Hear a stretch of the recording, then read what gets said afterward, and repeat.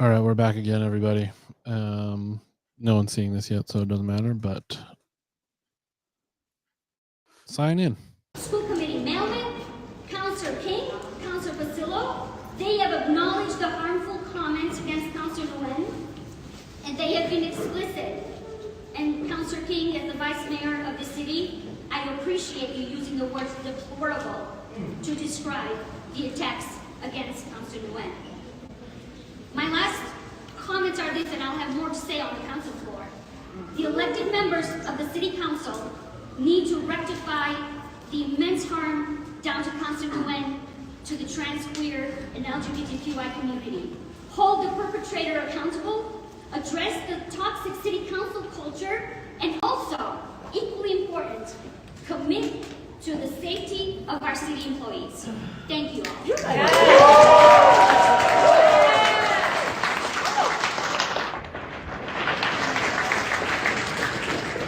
Hear me in the back? Okay. I want to take this opportunity to correct my error. I used she when I was referring to two. And when you're a leader, you acknowledge that and you move forward. It's not about anything else. As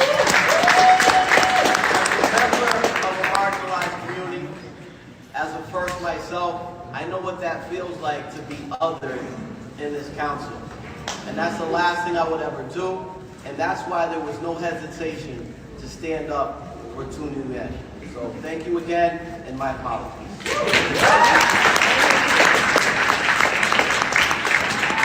Councilor King, thank you. Councilor Hajiai. Opportunities to learn, apologize, grow, that's leadership. And I'd like to now welcome Diana from Racism Free WPS to deliver a statement from Councilor Nguyen.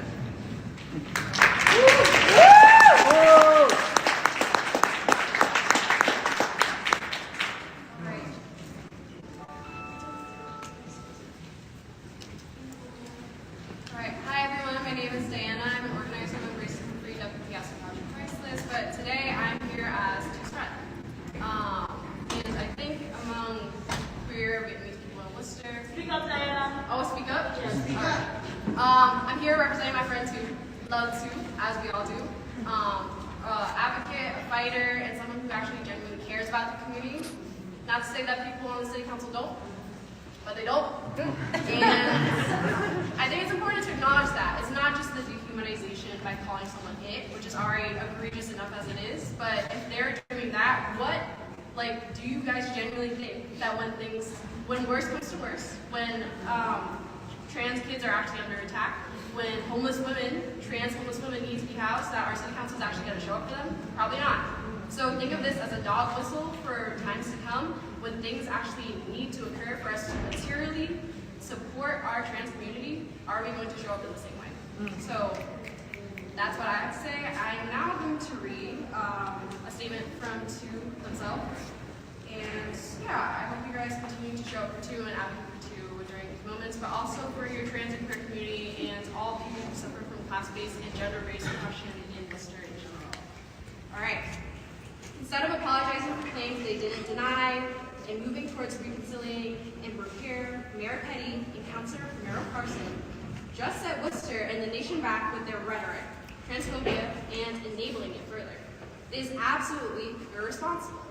The message they created will fuel hate and endanger trans, non-binary, and queer people in not just Worcester, but every state. We are not an isolated city. This moment reminds us how our lives are interconnected, whether we are neighbors or hundreds of miles away. Worcester, this is why our duty to show and fight for accountability matters so much.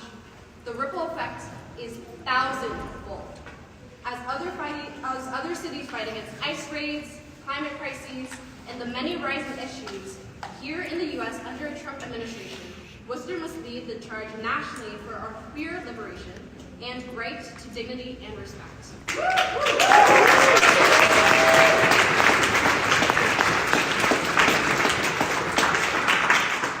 Those are two words. Thank you guys for listening. I also want to just add one additional call, but during these calls for us showing for our queer and trans community, we must also condemn the proliferation of the police state, Mayor Petty said that he wanted to have more cops involved in City Hall as a response to this. That is not the answer, and it will put more people in danger. So that's something that is really important. All our issues are interconnected, and the fight against class and gender-based and sexuality-based oppression in Worcester continues.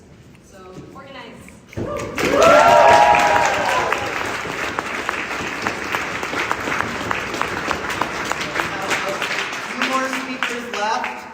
I just want to note that thanks to community showing up, we've got waters and snacks for folks to sustain us through for folks who are staying for public comment during the council meeting over in this direction where my fingers are designating at the fabulous folks waving.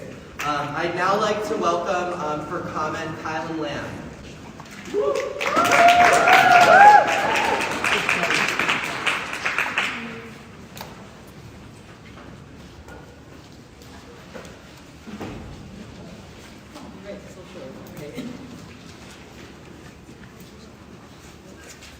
In 2006, I was born in UMass Memorial to my two Vietnamese refugee immigrant parents. This Friday happens to be my 19th birthday, and thus I've resided in Worcester for nearly 19 years, which is my whole life. At the age of 14, I began my freshman year at South High Community School, where I began transitioning into the gender identity I am today. In 2020, Worcester Public School students had the option to attend class in person or remotely. And so, from the comfort of my room, I always logged into Zoom or Google Meet to attend class remotely. As a student, I love to learn, and I knew attending in person would better my education. But I did not attend a single class in person. This was not due to my fears of contracting COVID-19, but because I feared being misgendered.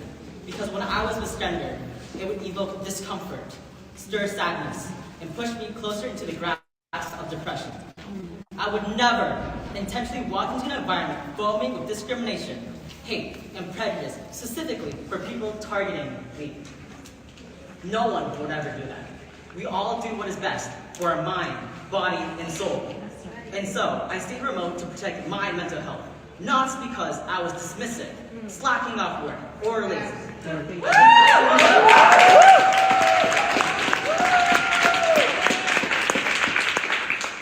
I know this to be true, because later, I would graduate in the top 1% of my 2024 class. Become a Questford Scholar and earn a full scholarship to the College of the Holy Cross. Class of 2028, purely based on my academic effort.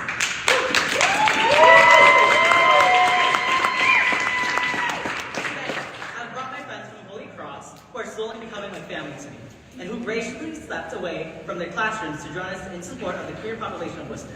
I'd also like to shout out all the other youth in high school and college students who are here today. The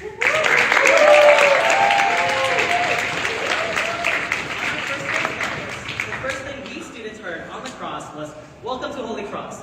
We're going to introduce ourselves by saying our name, pronouns, the name of a hometown or city." I answered, "My name is Kylan Lamb. I use he, him pronouns, and I was born and raised in this city, Worcester." That was the first time I've ever said that sentence in my life. I've never been in an environment before where my identity, pronouns, and this city, Worcester, were all considered all at the same time. I'm telling you this because that shows the Worcester Public Schools District, the Worcester Public Library, Worcester businesses, Worcester buildings, and even City Hall failed to do was ask the very basics of who I was. I am Kylan Lamb. I use he, him pronouns, and I was born and raised in this city, Worcester. And I'm disappointed that in this speech, this is my first time saying that off campus. On campus, I never skipped class, and I never thought that remote was a better option for my genderqueer identity like it did back in 2020. I stand with Nguyen. I've read articles that not only our backgrounds are similar, but our experiences as humans are as well. And I've only shared a short story of my experiences as a youth, transgender, Vietnamese student in Worcester to empathize with Nguyen. The Worcester community has consistently misgendered, degraded, or stayed silent in the face of Nguyen's poor treatment for the last 3 years. If Worcester Council promoted a safe environment for transgender people, Nguyen would not have taken a month-long break to heal from the pain you caused them. You failed them, and that is undoubtedly true. With my experiences being a negative environment to a positive one, I know that that can change. Worcester must begin to create a better, positive, inspiring, and uplifting atmosphere for queer folk by starting at the heart of our city, City Hall. I believe that my town of Worcester can do that for Nguyen. For me, for all the other transgender and queer students and people in Worcester, and for the rest of the queer community. Thank you.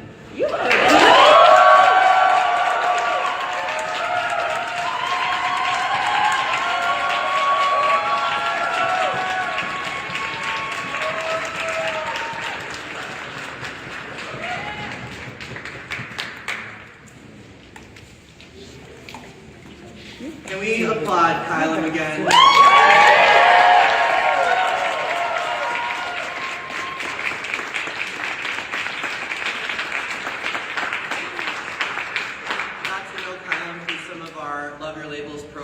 And I am constantly in awe of the young people of our city. We need to listen to them more. We need to put them in positions of power. They need to be at the table where decisions are made. And I hope that folks like Kylam from our city step forward, run for office, and they need every single one of our support.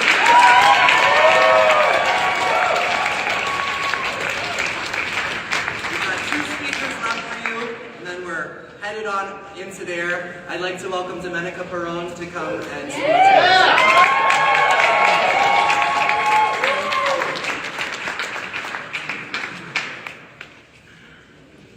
Can y'all hear me? Yeah. Youth workers. Hi everyone. My name is Domenica Perrone. I use she/her pronouns, and I'm speaking as a public health advocate who's lived in the city for the past almost 8 years. I have worked at City Hall and other institutions around the city to ensure community voice is centered and heard. In the time I've lived here, I've learned from our community all the countless ways municipal government has let them down. As someone who's worked within these institutions, I can personally attest how willfully harmful it is to work in the city, especially if you don't identify as cis and white. We have a city council and mayor who do not represent our incredible diverse community. And it is no surprise that community will always find a way to take care of one another. But this behavior and hatred modeled by our city officials, and in particular, my city councilor, District 2, Candy Carlson, is unacceptable. Vote for Bwann. Trans, non-binary, queer folks are resilient and have existed long before this administration and latest platform of hate, and will continue long afterward. I care about the city and love to live here. I love to dance on the streets during Pride, buy a cocktail at Fembar, enjoy the annual fashion show I Love Your Labels, and drag brunch by Queer the Scene. And time again, I've seen the very city officials, those who do not value the lives and identities of our queer community members, get up in public in these very spaces and preach unity, inclusivity, saying they're against divisive rhetoric. Calling Councilor Nguyen a transphobic slur is divisive. Staying silent is divisive. Disregarding our most diverse city councilors, not just Councilor Nguyen, openly and publicly is divisive. People in these positions have power to create and set examples for our constituents, and what has been said about Councilor Nguyen is unacceptable. Our own Department of Public Health's regional survey for high school students has even told us that queer students in Worcester public schools are almost 3 times as likely to feel hopeless, hurt or injure themselves, contemplate suicide, make a suicide plan, and act on it at least once. Almost 3 times as likely. Shame. Right here, these are our youth and our kids that we're supposed to be protecting and setting an example for. This is a human rights issue, one of safety and belonging. We deserve to be here and live in a city where our city officials take accountability. And accountability looks like reparations. It looks like a public apology from our mayor and Councilor Candy Carlson, really all of them. The others should resign. It needs a financial investment in queer programming for our youth and our community. A financial commitment to Worcester Pride. Yes. Yes. Yes. Councilor Nguyen and our trans and non-binary community members. I commit to knocking on doors and campaigning for Rob Bellotta and any local candidate who uphold these values publicly, not silently. This is not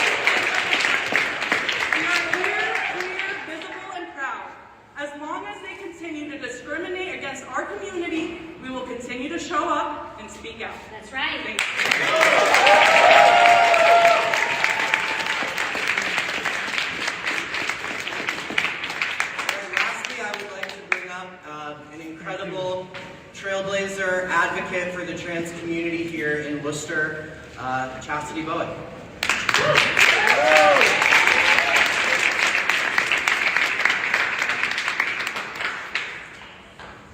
Evening, everyone. It's unfortunate that we are gathered this evening to face transphobia that has been directed towards City Councilor Nguyen, who we stand alongside in solidarity as we demand full accountability from the City Council members and Mayor Petty and his staff. In addition to accountability, they need to hire an outside consulting firm to provide all members of the Mayor's office and Worcester City Council members with cultural competency and Trans 101 training. Yep. Yep. Everything going on politically, we need to know the people that we vote into office have our best interests at the forefront. When I say our, I mean all members of trans and non-binary communities, LGBT+ communities, BIPOC communities, immigrants, and all marginalized communities. Yep.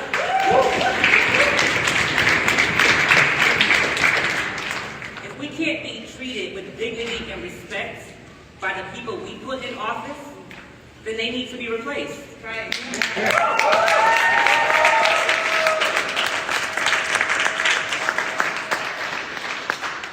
That statement also goes for 4 years from now. And I may be aging myself, I don't know if some of you all will get the reference, but you know when they say there's an issue somewhere, you gotta cut the snake off at the head. And so for us in Massachusetts, that starts with our governor. As the first state with an elected out lesbian governor, we need her to do more now.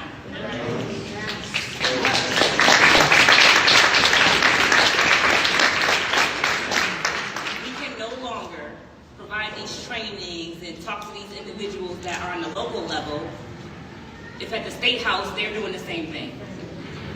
So I think that training needs to start from the top and trickle its way down. And I hope we have her full support because, yes, again, she can be replaced as well.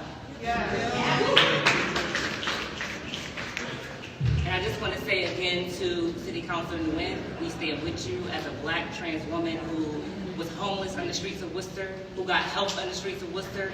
I stand with you in solidarity, and we will continue to stand up and fight back because no silence.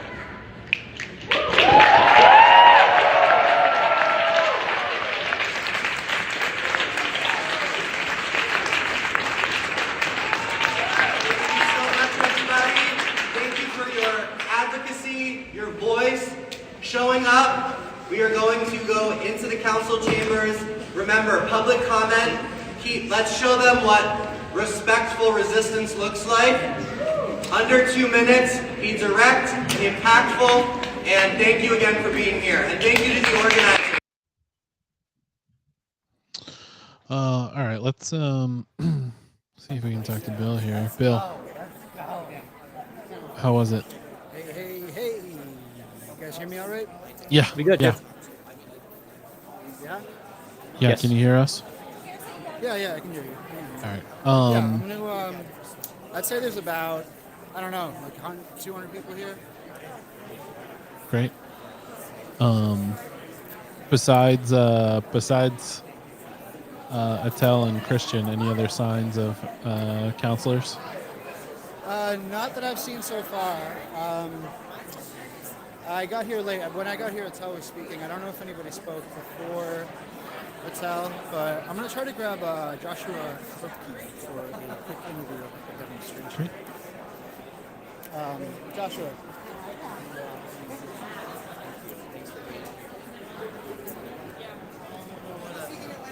But yeah, so everyone's going in. Everyone's going in the chamber. I'm going to get my normal seat up top. Take the breaks when we need to. And I think it's going to be a long public comment session. I believe it will be. Yeah. Bill, have you seen any counselors aside from the ones who spoke coming and going? Any chance that people will not be showing up? I saw like 5 or 6 cops roll up. But that is all so far. I don't really see anybody here to that's counter demonstrating either. So okay, that's good. That's What's great. up, Wolfpaw. Hey, Wolfpaw. Yeah. I don't know what he's talking about. They're nervous. Everyone's way too nervous to come on the most highly watched program in the Worcester. Well, they're media yeah, they're landscape. gonna they'll become famous. You know, Right. Nobody wants to become too famous. too famous. They'll be on a terrifying. T-shirt. It's, Christian. it's a lot of responsibility. What's up? How you doing? Good. Is this What's the up? Guardian? Yeah. You from the Guardian? Yeah, I'm from the Worcester Guardian. Nice to meet you. Hey, so I'm here. I'm with the Worcester Guardian. I'm here with Councilor Christian King. And what makes you so awesome? It makes me so happy. Yeah. I just figured that was a question the Guardian might ask you. This is the best interview ever. Yeah. But anyway, could I get you to say a quick word about the press conference? And I don't know if you spoke, but I arrived late. So I Victor don't know if you said. spoke. Yeah, that's me. Yeah. But I basically said, look, I stand with Tudy Nguyen, in her regrouping process, however long it takes. Check them on that. And as a member of a marginalized group, I know what it means to be marginalized and other in the chambers and outside of the chambers. It's important that we stand in solidarity. So, great. It's a great turnout. Yeah. Community. I think that right now we have to be really vigilant about what's going on in the country and our state and in City Hall. Great. I also want to recognize that, this community and our allies have to be hyper-vigilant right now. They've been let down by the Supreme Court. Now they've been let down by us as a body. And folks just have to continue to be engaged. Great. They got to show up. Yeah, I hope people showed up today. All Hey, right. Christian, thank you. You guys hear that all right? Yeah. Yeah. Okay, Christian did. I will say, Bill, during Christian's speech, he did misgender too, and then came back up and apologized, and then just did it to you in speaking. That's so sad. He said it. It was on the stream. He did apologize for it. I think that's. Hey, okay. it happens. It happens. There's I'm gonna levels see to if, this shit. I'm gonna see if where's Joshua? But it is important good person to for us all to try. Yeah. Yep. And I think that's an instructive difference in all of this whole thing that's going on, is that you can own it and apologize for it and offer to make it better in any way that you can, or you can deflect. Right. A piece of shit like Candy. Yeah. You can do the absolute shittiest thing possible. Yeah. That's basically what Hey, Let's sorry see. to bother you. No. Ben, you want to say hi to the crew? Hey, Ben. What up, buddy? Don't want to interrupt. I didn't realize that you were live. No, don't worry about it. We're hanging out. He's just bebopping around, listening to Little Check out Chaperone. this hat. Ooh. Hey. What a good looking hat. Hi, how are you? That is a great crowd. It's a really good crowd. It's a huge crowd. Oh, I just saw Louis Ojeda sneaking off to the council chambers. He went the long way. He went up from the 4th floor and then down into the back stairwell right here. Surprising.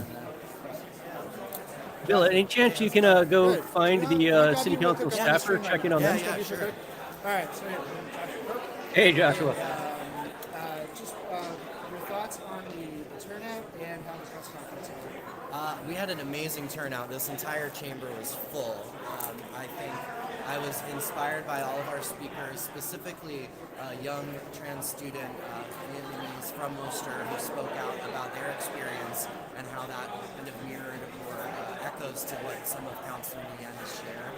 And I think it's really important right now that we're standing in solidarity with Councilor Nguyen, making this about accountability, about transparency, about holding City Council responsible to these allegations that have been made. And I hope folks turn out in November and vote for better, more inclusive leadership. Right. Well, Josh, thank you so Yeah, much. thanks so much. Are you going to be speaking? I think so. All right. We'll catch you at public. Head around Yeah, catch you at public comment. Bill, any chance you can grab Sue Mailman? I see her walking around a bit there. Yeah, let's see if I can grab Sue. Yeah, Sue spoke as well. We missed it in our tech troubles, but Oh, yeah, I see her. Sue.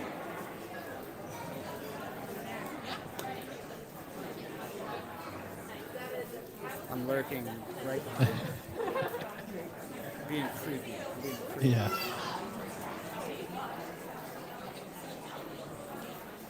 Sue. Hey.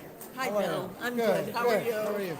Good. I'm on the stream right now. Okay. Would you like to say a word? Sure. All right. Would I like to say a word? Yeah. So Word. everyone. Hi. Hi, Sue. How are you?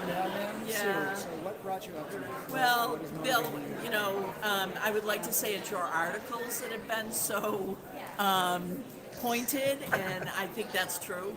But I think that when I listen to the comments in the community, we've got to speak up against this every day, all the time. It's makes me sad, and it makes me. Councilor Nguyen is a good person, and we hear all the time that others are good people. Well, Councilor Nguyen is a good person, and I'm in support of them and the work that you do. So thanks, and you other people on the screen too.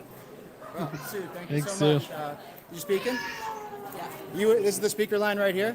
I think it's the speaker line. Wow, look at this. Yeah, This is the I know. speaker line right here. Wow. Oof. I think there's Bill. a public safety meeting, so that might be the Oh, okay. They picked all nights to have a public safety meeting. Wow. They're having a public safety meeting right now. Actually, I liked some of the Oh names. my God, that's hilarious. Amazing. Yeah. Kate finally felt safe to do it. All right. I think I might as well get up and. Bill, I want to pitch you something very quickly. Okay. What if you just stayed in the line and then did public comments while on the stream?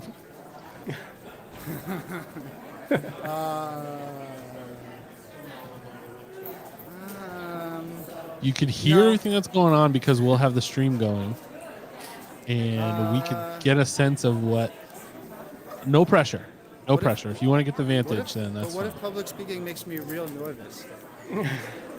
Hey, I understand it. Yeah, I mean, I think you can try the classic trick of pretending you're naked.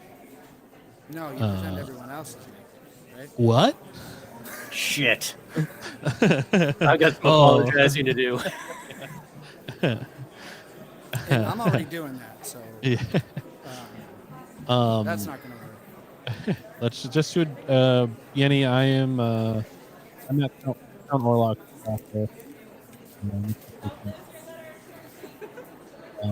Eric, I don't know who that is. Carol something, yeah. They seem like a real sad garbage person.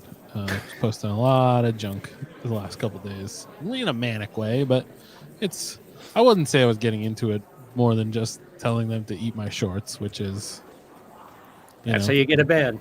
Yeah. Actually, It's Worcester does our- political dialogue, baby. They can't. They are scared of me. Does our new presidential edict banning repression of free speech make you safe now for telling people to eat their shorts? I can say whatever I want. I can say anything. And guess what? We're gonna find out tonight what the limits of that are. Did somebody steal your spot? Show them your press pass. Hey, what's up, dude? How you doing? Yeah. All right, everyone out of my way. I'm with the press. Out of my way.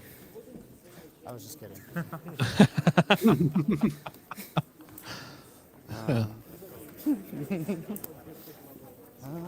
Bill, your beard looks majestic right now. You like my grays? Oh, fantastic. Let's see. Maybe I'll go down here.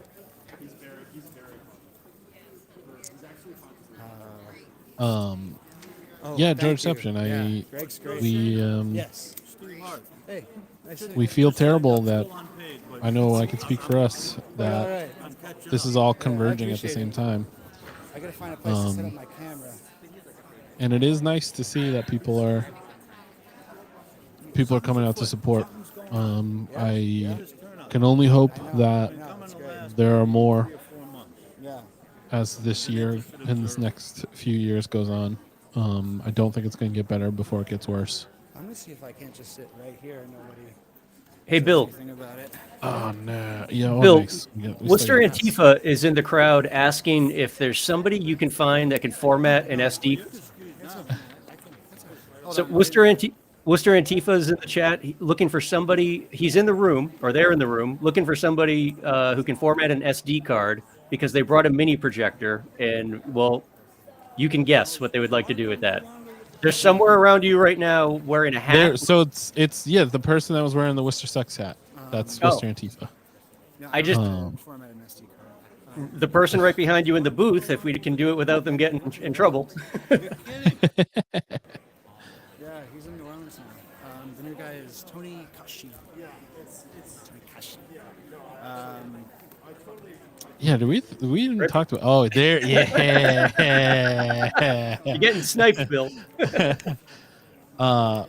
Let's put the call out to anybody that's in the crowd or nearby that can come down and format an SD card for Worcester Antifa. I don't even know what that means, formatting an SD card. I mean, basically, you just need a laptop. Bill, they're right behind you. Tell them to just go find David Webb, and they can probably do it somehow. Oh yeah, he probably has like an implant in his skin or something. You're on Antifa. If you see anybody with a laptop in the crowd, I think just say it's for TV, and I think that's just the move. Or just bang on the glass back there, Worcester Antifa. Oh, I gotta turn my camera around.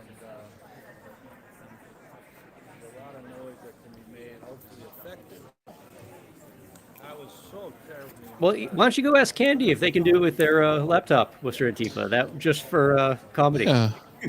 Ask if Candy will help. Hey, yell hi to Jenny. Bill. I don't know if I should. She didn't respond to my text. I don't know if we're cool.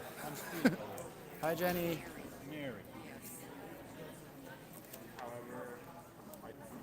I love how far back George sits from his desk. It's one of my favorite things about this whole thing. You know, he's a spreader. He is. Worcester Antifa. Any chance you can sync your projector up to a phone? Oh yeah. And if the answer is yes, why stop with a flag? Thanks for putting that up, Yanni. If anyone's looking for the agenda.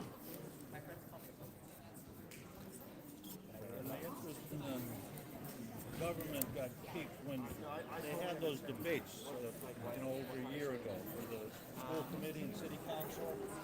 I determined to go to all I love being able to overhear little conversations. I know, that's what I'm doing right now. Yeah, it's pretty great.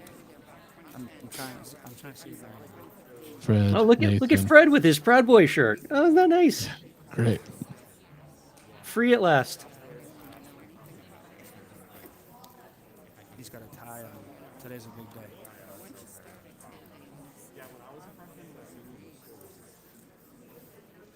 It looks like we have a couple of police officers here, like making sure that not too many people get into the chamber, which is a new thing. Yeah, really working on their safety plan lately. Hi, Oliver. Hey, look, it's Oliver. Hi, Oliver. We're just hanging out. Everyone's just hanging out. We have a new city lawyer over there.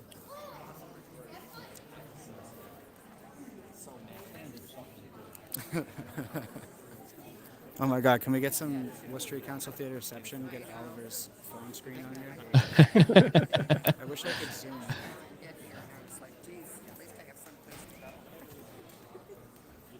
I watched it online last week. Well, you don't get the feel of the energy. You gotta be in the room. That's and why the I'm energy here. is compounded by the small quarters. I mean, this was not a chamber to have large presentations. The energy is palpable. Groups of folks.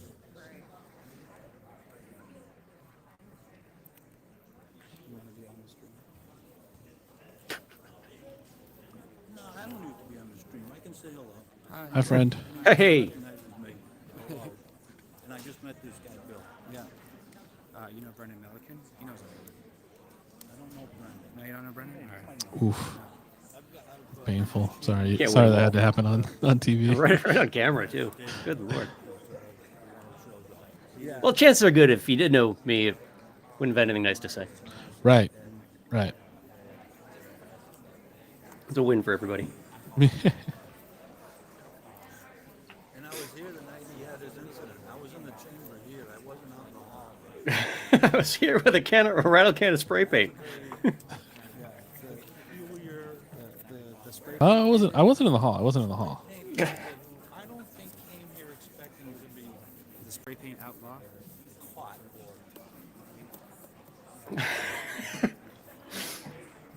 I like how it sounded like he was going to say, I don't think he came here expecting to spray paint somebody, instead pivoted to caught. I don't think he came here expecting to get caught. I'm getting my whisper mic ready. Here we go. Am I whispering good? Does it work? Yeah, you sound Oh, good. it's great.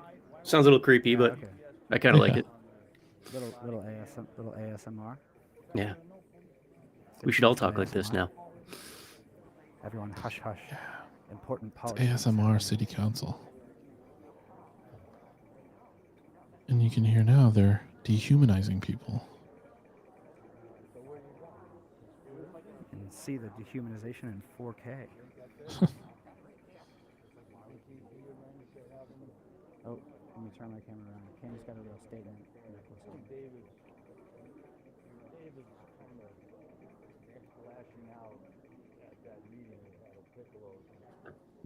I love how these council meetings have actually turned into like an event. Part of me just really wants the council to keep doing nothing. So inadvertently just keep having this spectacle going on from Yeah, literally just shut it down with a controversy every week. I mean, honestly, if we're gonna bully them out of office, this is like the best way possible. Yeah. Yeah.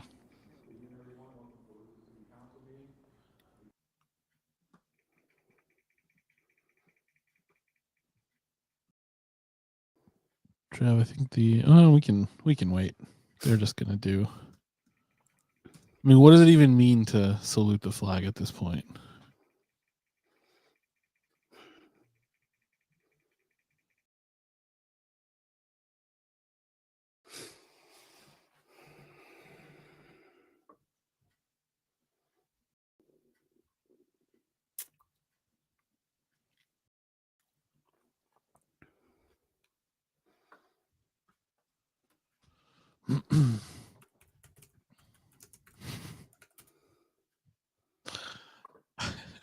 Bryan, why don't you carry under with this one and do it a cappella? Oh yeah. I'll get right on that. All right, let's pull up the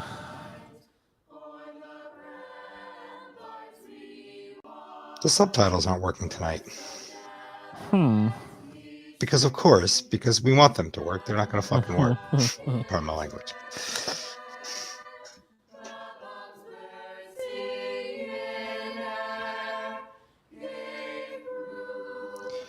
I'm going to reload this one more time. Just see if that doesn't. Do you want to try pulling up the Zoom? See if that's well, doable? what you can do, not to get too technical, Brent, pull it off the share, and then turn on the closed captioning before you reshare it, and then they'll work.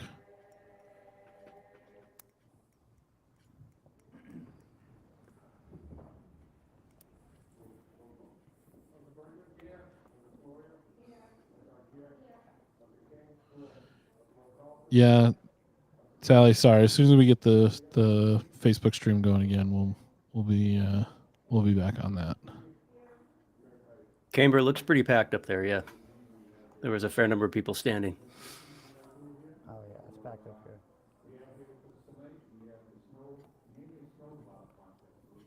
What we got to do here for We have here with us tonight, we have the name a snowplow contest, the Worcester Public Schools, and I'd like to welcome everybody here Good in week the for front. it. Yeah. We have, I'm going to Read read the fucking proclamation. room, dude. Whereas the dedicated staff of the Department of Public Works and Parks provides a valuable service in keeping our roads clear of snow and safe for access throughout the winter season, often in extreme weather. Whereas the city of Worcester's Yeah, the Name a Zoom does Snowplow have better contest sought to subtitles. enhance the visibility of its snowplow fleet. And We could try whereas the switching city of over. Worcester administration collaborated with the Worcester Public Schools to celebrate The winter entire Worcester season city budget and is actually going to be creativity paid of our for young in scholars. Dunkin' Donuts gift And cards going whereas the forward. following classrooms submitted winning snowplow names that were selected among the 50 unique entries by a process of public voting. Mrs. Stephanie Trainers, Francis J. McGrath Elementary School, grade 6, class 6. Thank you for being here. Miss Victoria Alexander's Norback Avenue School, grades K through 2, seal class. Miss Amy Cooley, Burncoat High School, grades 9 through 12, theater magnet class. And Miss Sydney Lamoth, University Park Campus School, grades 9 through 10, advisory class. And whereas one name will be bestowed upon the most visible snowplow truck assigned to clear main arteries in each quadrant of the city. Now therefore, I, Mayor Joseph M. Petty, the city Hold of on, Worcester, do keep fire. hereby proclaim the naming of the 4 city of Worcester snowplow God, trucks Gio, that's as really good. Scoop Dog, Sweetwood Mac, No child came up with that. Snowmore, Mr. Ice Guy, and William Scrapesphere. Okay, so if Stephanie, Victoria, William Amy, and Cindy want to come down, Scrapesphere. and we'll hand Is that out what these we're proclamations. saying to you, that was? or we can do it right there. Why don't you all come in then? Everybody can come in if you like. Oh yeah, Beck, this is great camera work. Come stand right around here. Yeah. When Joe said everybody can come in, it would have been great if the fucking hallways just emptied out, just flooded the chamber.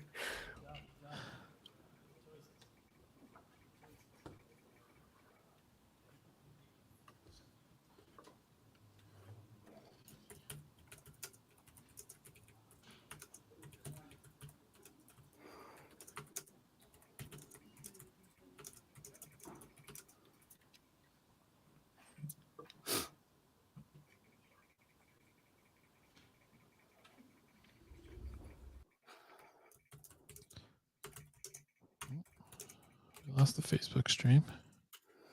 I think we might be switching over.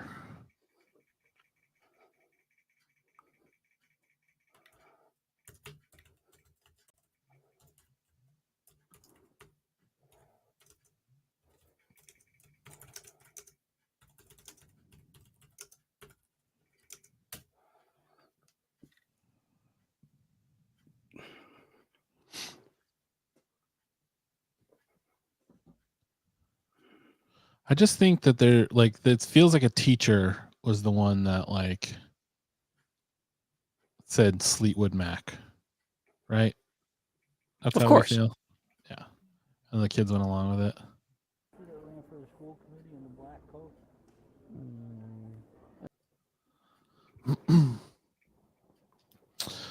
Okay, the first item of business, approve the minutes. All those in favor? Opposed? It So is funny ordered. though that Mr. Chair, I have an like, amendment to make to the minutes. Oh, sure. Joe Petty's undefeated. If I could please He have the clerk destroys closed captioning. amend Order 12D to reflect that the original order made by Councilor Nguyen should have the word and the public. So it should read, request city clerk provide city council with a report detailing how and to who a city councilor and the public would file a complaint with about the mayor chairing meetings with inconsistent ruling and experiencing discrimination on the city council. Through the chair to the council, those minutes are not finalized yet. These are the January 7th minutes. I couldn't hear him. I'm sorry, through the chair to the council, I think these are the January 7th minutes. These are not the January 14th minutes. that we're approving tonight We're approving the minutes from the previous council. from the January 7th meeting. For the January I'm 7th sorry. meeting? Sorry. I Through- didn't hear you. I'm sorry, through the chair to the council. Tonight, we're approving the January Don't 7th make 'em meeting do that. minutes. Come on. The January 14th have not been presented to the body. They'll be at the next meeting. But if you want to make that motion for me to clarify that, That you would- can certainly do so. Yes. So please, what can I we're make that approving motion? tonight is January 7th. Got it. Can I make that motion then to clarify that? Yeah. Order, Yeah, specifically order You can certainly 12B? do that. Okay, all those in favor? Okay, public participation, a person may speak for no more than 2 minutes on any item appearing on the agenda. So I just want to say good evening, everyone, and before we get started tonight, I feel it's important to address and show grace for the ongoing issues within this council body here. I understand and acknowledge the folks that are feeling a tremendous amount of hurt right now at the local and national levels. With a new change in administration at the national level, there's a genuine fear that is valid. I'd like to suspend the rules on time to allow everyone to speak who wants to speak and to be heard. This is a good time to have a conversation and continue to educate and for us to pay attention. This is about working together. I'd like to ask everyone to address the chair when they speak, to be respectful and constructive, and I welcome all your ideas. This is your name and your residence. You have 2 minutes. Thank you, Mr. Mayor. Fred Nathan Worcester. I'm going to actually take up an item here because I don't intend to stay the whole night here. My item on number 8H, I believe it is. Jeez. Yeah, so. Fred's really going deep with the Proud Boys. There here are tonight, areas for here no in obvious Worcester. reason. All right. And, For one obvious reason. Yeah, I mean, Yeah, the where reason is you have obvious, the but walk sign. didn't And even at the try with the same tie time, tonight. simultaneously, someone is allowed to take a right-hand turn because they have the green arrow. Now, I know Oliver, this can you is a step problem up and that's in this help city, fix his in tie? other This is cities. absurd. But we have counselors here. We talk It's like a about public cartoon safety, tie. people getting hit, people getting killed, accidents happen. Why are you allowed to take a right-hand turn at the same time that someone has a walk sign? A couple of the counselors here have said Worcester is racist. Well, you know something? They might be right on one aspect. This problem of taking a right-hand turn against the walkers only exists on this side of Park Ave. It does not exist going forward on the other side of Park Ave. Now, people might say, hey, you know, is it a poor thing? Is it a rich thing? I don't know. I'll let the people think about that. And as for what everyone is here about on 10B, you know, obviously there are problems out there. I don't really know a lot about everything, but, and I hate to say this, Or but the anything. president said there were two genders. No, well, thanks Why- for the clarity, Fred. Why would you say it if you hate to say it? And just your name and your residence, My not name an item number. My name is Oliver Chadwick. I'm a Worcester resident. Item 12F. It's not surprise. It shouldn't be a surprise that continued remote participation is needed when some of the things going on that we've heard have gone on. To be clear, I'm not talking about an accidental misgendering of another person. That happens. I mean, honestly, I've done it myself accidentally. But referring to another person or another counselor as it is outrageous and appalling behavior. It should not be tolerated. It should not, there should be an investigation. It shouldn't need an investigation. Any counselor here, Mr. Mayor, who has done that should resign. Thank you very much. Agreed. Wow, they changed the mics in there, I think. Or maybe it's just the way Zoom limits things, but Is your name and your residence? My name is Janet Davis. I use she, her pronouns, and I'm a Worcester resident. I'm speaking on items 10B, 12D, and 12F. I am very much in favor of continuing the practice of remote participation in meetings. The first and very obvious reason is to prevent the spread of illness. But people who have health Thanks, concerns Nico. should still be able to participate, whether you are an elected official or a citizen attending for public comment. The other reason to continue with remote participation is for safety reasons. Recently, Councilor Nguyen bravely came forward to share the hate and discrimination they have faced, not only from members of the public, but from colleagues on the council. For Councilor Nguyen, remote participation has been the safest option. To impugn them is beyond redeemable. I proudly voted for Nguyen and I campaigned for them and I personally knocked over hundreds of doors. And I did that because they represent my values on this council. I am forever in their debt for the personal cost they have paid to do so. As we have learned this past week, the cost has been extraordinarily high. The so-called apologies put forth by Mayor Petty and Councilor Merrill Carlson do not show any level of personal accountability for their dehumanizing behavior. Instead, they chose to deflect and accuse Councilor Nguyen of attendance issues. Of course, Councilor Nguyen would choose to participate remotely when they are being harassed. Hey, phalanges. The other thanks for deflection is to joining us. accuse Councilor Nguyen of being divisive, a tactic used throughout history to try to silence opposition rather than argue positions based on merit. Yesterday, we celebrated Martin Luther King Jr., a person who was also accused of being divisive. In his letter from a Birmingham jail, he warned against white moderates. I have almost reached the regrettable conclusion that the Negro's great stumbling block in his stride toward freedom is not the White Citizens Council or the Ku Klux Klaner, but the white moderate, who is more devoted to order than justice, who prefers a negative peace, which is the absence of tension, to a positive peace, which is the presence of justice, who constantly says, I agree with you in the goal you seek, but I cannot agree with your methods of direct action.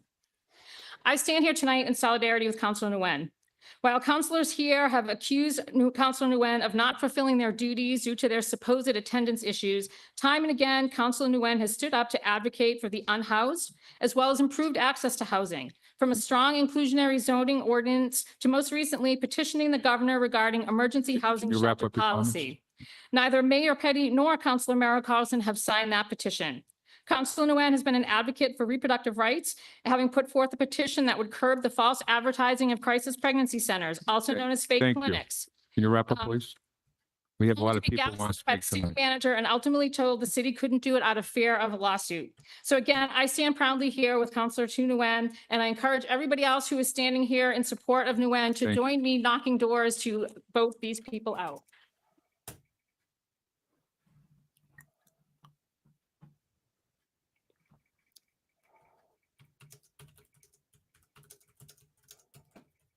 What's up, Council? Hi, Candy. What's your name and city residence? All right, Direct your my comments here. apologies, Mr. Mayor. My name is Noah. I am a resident in Worcester. We have your full name on that? I'm sorry. No, my name is Noah, items 12D and 12F. I'm speaking in support of items 12D and 12F filed by Councilor Nguyen. A new administration was just sworn in yesterday, and that administration is one that most Democrats stated was likely to cause extensive harm. That administration wants existing vulnerable people in office to feel threatened. That administration does not want there to be a professional process in which employees can file a complaint about their superiors. If we don't all work together to protect the human rights and dignity of everyone in our community, Worcester will become another entity that blindly supports this administration. As a council that, for the record, is the majority Democrat, I ask you, is that what you want? Because your actions and inactions would suggest that it is what you want. I have so much love for this city. It is my belief that love and hate are on the same spectrum. So even when we perceive one's actions as hateful, we're reminded that although it is coming from a place of fear and misunderstanding, it is also coming from a place of love. Council, I would like to know if you want your love to be fueled by fear and misunderstanding or fueled by courage and acceptance. Thank you.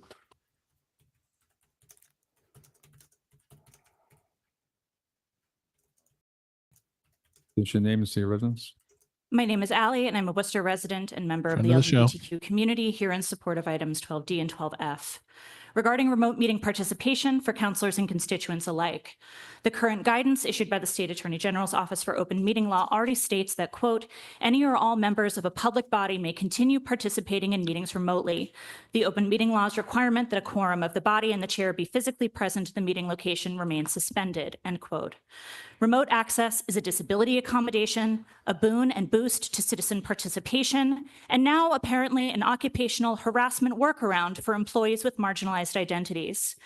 Failure to recognize current guidelines or to work with the state to extend them past their March expiry would put council leadership once again at cross purposes with both common sense and broad legal guidance. Civic participation isn't just for white, able-bodied, cisgender retirees without dependents, and this council cannot be said to represent all of Worcester if it does not champion all avenues for constituent involvement. This city elected the first openly non-binary official in the state, and in so doing had an opportunity to model equity and inclusion for the entire Commonwealth in our local government. Instead, members of this council have chosen to use degrading language against a protected identity to express a half-digested stew of political disagreement and personal dislike, and to ineptly lie about it when taken to task. A subset of this council has repeatedly come under scrutiny for the inability to abstain from scrolling on their phones during these meetings, to recognize when they have caused harm, to offer apology, and to work with others to repair the impact of that harm. This is hard work, and it takes humility and courage. It is also the skill set that undergirds the successful execution of otherwise empty buzzwords like progress, tireless, activist, and inclusive. A civility whose preservation relies on a group's homogeneity is not, in fact, civility. Your acumen as a leader isn't measured by personal popularity or how many people want to get a drink with you after these meetings. Constituents and colleagues asking you to care about something outside of your personal experience, to grow and learn and offer apology and repair when you make mistakes, isn't sowing division. You don't have to like someone to treat them with respect and dignity. In fact, it is your job to show up here and work not just for your cronies, but for every single person in this city. How are Worcester residents, LGBTQ and otherwise, to understand your performance when you can't even handle that responsibility towards the others elected to hold this role who are different from you? Ooh, the applause must be loud because we almost heard it. Hello, my name is Anna. I've been a resident of Worcester for 24 years. I use she, they pronouns, and I'm a loud and proud queer woman. I'd like to speak today on item 12D in support of requiring the city clerk to provide council and the public a detailed report on how and to whom a city councilor and the public can file complaints about how city council meetings are run, and to use my platform here to echo Councilor Nguyen's complaints about the mayor chairing meetings with inconsistent ruling and them experiencing discrimination while attending in-person meetings here. Which, side note, I'm also in support of item 12F, an extension of the allowance of remote participation in meetings such as Zoom, because we live in the 21st century, and if you're whining about a conference call in the year of our Lord Chapel Roan 2025, you're frankly behind the times. Okay? You need to be replaced. Anyway, city council is meant to be acting in service to their constituents, and by enabling or allowing disrespect towards their fellow council members are showing their true colors. And it's not a rainbow. It's not baby blue, white, and pink. It's Kelly green. It's the color of vile bile, because councilors dehumanizing one another isn't solving our city's housing crisis or crime or corruption or anything else of importance. How are we supposed to trust you and feel safe with you as our elected leaders if you are not representing us? Let's focus on the real issues at hand instead of what's in each other's pants. Since you're meant to be acting in service to us, your constituents, and I have an acting degree, let me speak in theater terms. Y'all need to be open to 360-degree coaching, to hearing a note, writing it down, applying a new approach, and being open to feedback, examining your delivery, apologizing when you make a mistake. That's my time. I'll thank you when I hear sincere apologies to Councilor Nguyen and see actionable change from my elected officials.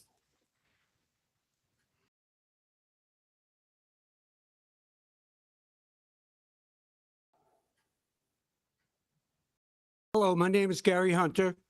I'm in District 5, and I'm a proud gay father.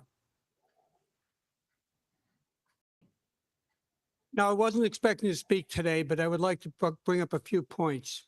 I've been coming to the meetings and I've been watching and listening. And there's been lack of respect between the councilors, and also a lack of respect for people that come up and talk. I sit there and people are on their phones and they're not listening to what people are saying. They're walking around. Only Bill's I allowed to be on think his phone. it's your job to listen to us constituents. We put you in your office. We need you to listen. Now, as far as what was said, I know I've worked in the public sector for a long time, and I know where I work, with the equality standards that they adhere to. if I was to say something that was said, I would be fired or at least suspended. And I think that's your job to do this to people that would talk and call somebody an it. Thank you.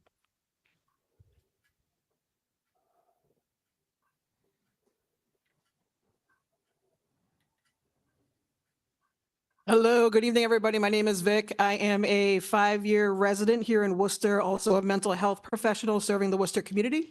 Most importantly, I am a parent. I am speaking on items 12D and 12F filed by Councilor Nguyen. I am speaking as a fellow non-binary individual who has experienced several hate crimes in the city of Worcester. I wanted to share 2 specifically to help everybody understand that this is a real problem and this is happening. To begin, the first one occurred at my son's elementary school as my wife and I were volunteering at his field day. We got to our car and noticed that my back window was smashed. Note, my car was the only car with a Pride sticker. So my car was the only one that also was damaged. Additionally, today, which really is what motivated me to come in, I was trying to get an inspection sticker at the mobile gas station at 185 Park Ave. I was asking simple questions to the attendant at where do I put my keys? How can I help make this process easier for him? Instead, I was called a faggot after asking him these questions. And I seriously fear for the safety of my family, and I fear for the safety of my fellow members of the LGBTQ+ community here in Worcester. I am terrified for the next 4 years, and I really hope that you guys will take these things seriously. Thank you.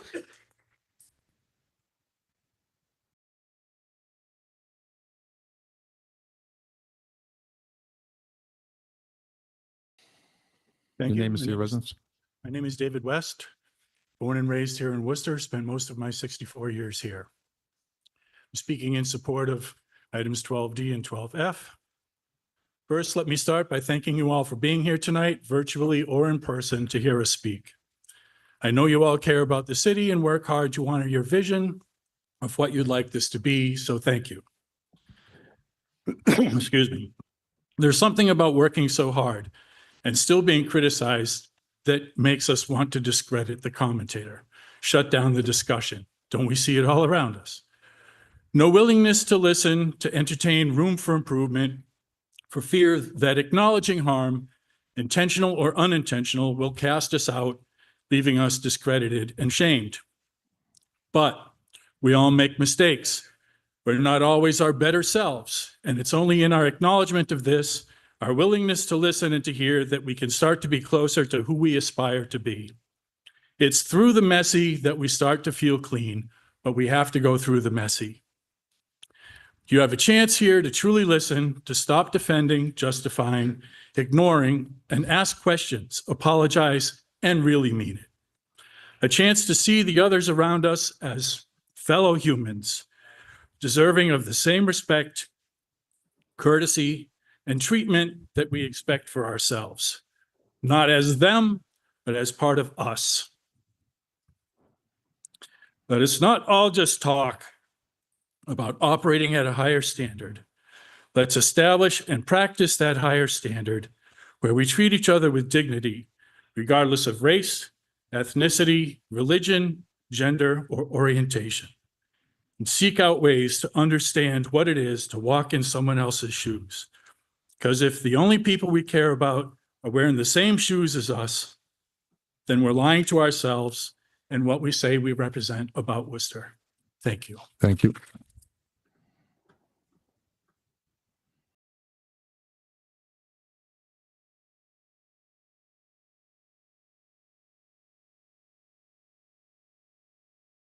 My name is Ariel Timar Alvarez de Amasifuen. I'm a District 4 resident of Worcester, and I wanted to show my support of items 12D, 12E, and 12F, as well as 12A, 12B, 12J, and This 12K photo on the Bill just agenda sent today. me of Candy and In Kate regards to blocking item their phones 12D, Mr. so that the Chairman, crowd I'm a can't see that they're transmasculine on Peruvian them.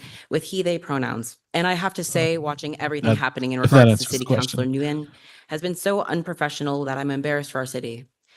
Seeing Councilor Merrill Carlson, Toomey, and your responses to the statement Councilor Nguyen released showed a level of inability to own up to wrongdoing and to ask your teammate how you can meet them where they are, especially compared to my workplace experiences where I've been treated with respect, treated equally, and given clear and easy ways to address harm done to me. It's horrifying to me that over half our city leaders are dragging their feet in half-hearted apologies and passive-aggressive statements to Councilor Nguyen, or being bystanders to discrimination and silence. This isn't just about pronouns. It's about providing a safe work environment and a good example to your city.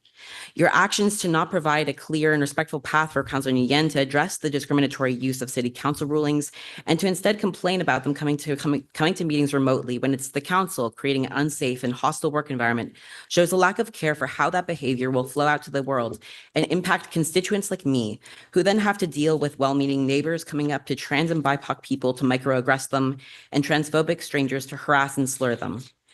I hope that the council, especially District 4, will work to be respectful allies and coworkers and not feed into the increase of transphobia in our country. I'd also like to show support for 12E and 12F. As a disabled wheelchair user, I don't have the ability to come to City Hall like this all the time, especially when Worcester and City Hall itself have huge accessibility issues. I just recently learned about remote participation, and I support the continued use of remote participation in Zoom.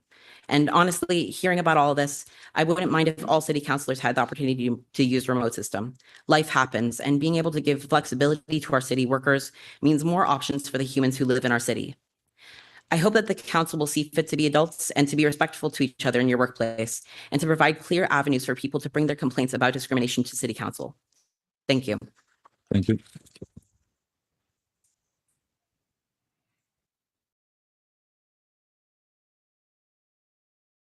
Hi, my name is Adrian Mejia, he, him. I am a Worcester resident. I also did not think I would have time to come here, so I didn't prepare much. I'll keep it brief. I'm here to speak in support of items 12C, 12D, and 12F. Remote participation in meetings helps more people take part of meetings, obviously, and gives accessibility for people who may otherwise not participate, and I think that's just great. I also support treating all people with respect. I support standing up and fighting for people when they are not treated with respect. A lack of respect is a lack of decorum. Fighting to protect someone against an oppressor, someone using dehumanizing language, is not a quote-unquote lack of decorum. Let's not confuse the two. The city council and the mayor must treat all its members with respect and must not tolerate dehumanizing language. Thank you.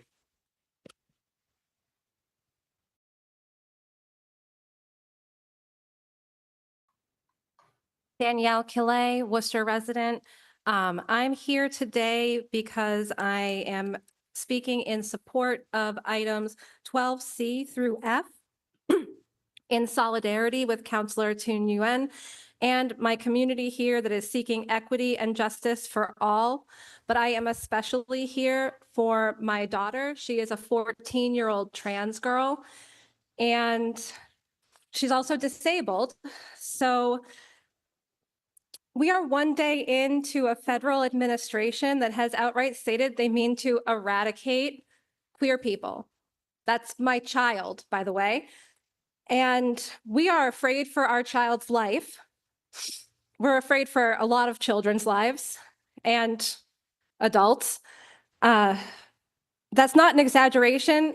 I give you a standing invitation to come to the support group that I helped found so that you can hear the desperation of every parent in that room that is afraid for their child here in Massachusetts.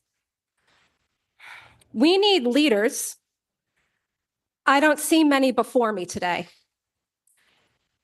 Adults that can't take accountability for themselves or set aside their own self-interest don't belong in power. They belong in preschool. My second grader could give you some tips on how to speak to people. He never refers to another human being as it. And if he does misgender someone by accident, at 7 years old, he just simply apologizes and moves on. The majority of this body claim to be Democrats, and I don't see you upholding the values of that party or their voters. I don't see it in your words. I don't see it evidenced in your actions. And I see it very clearly by the inaction of so many people sitting in these seats tonight that couldn't see fit to make a proper statement about this. The messages of hate pouring in, they are pouring in on your behalf. They are pouring in because you are legitimizing them. You are giving power to the same people that we have to walk the streets in fear of. Can you wrap up your comments, please? I think that a lot of you are sitting here because of low voter turnout, and I mean to change Thank that you. come November. Thank you.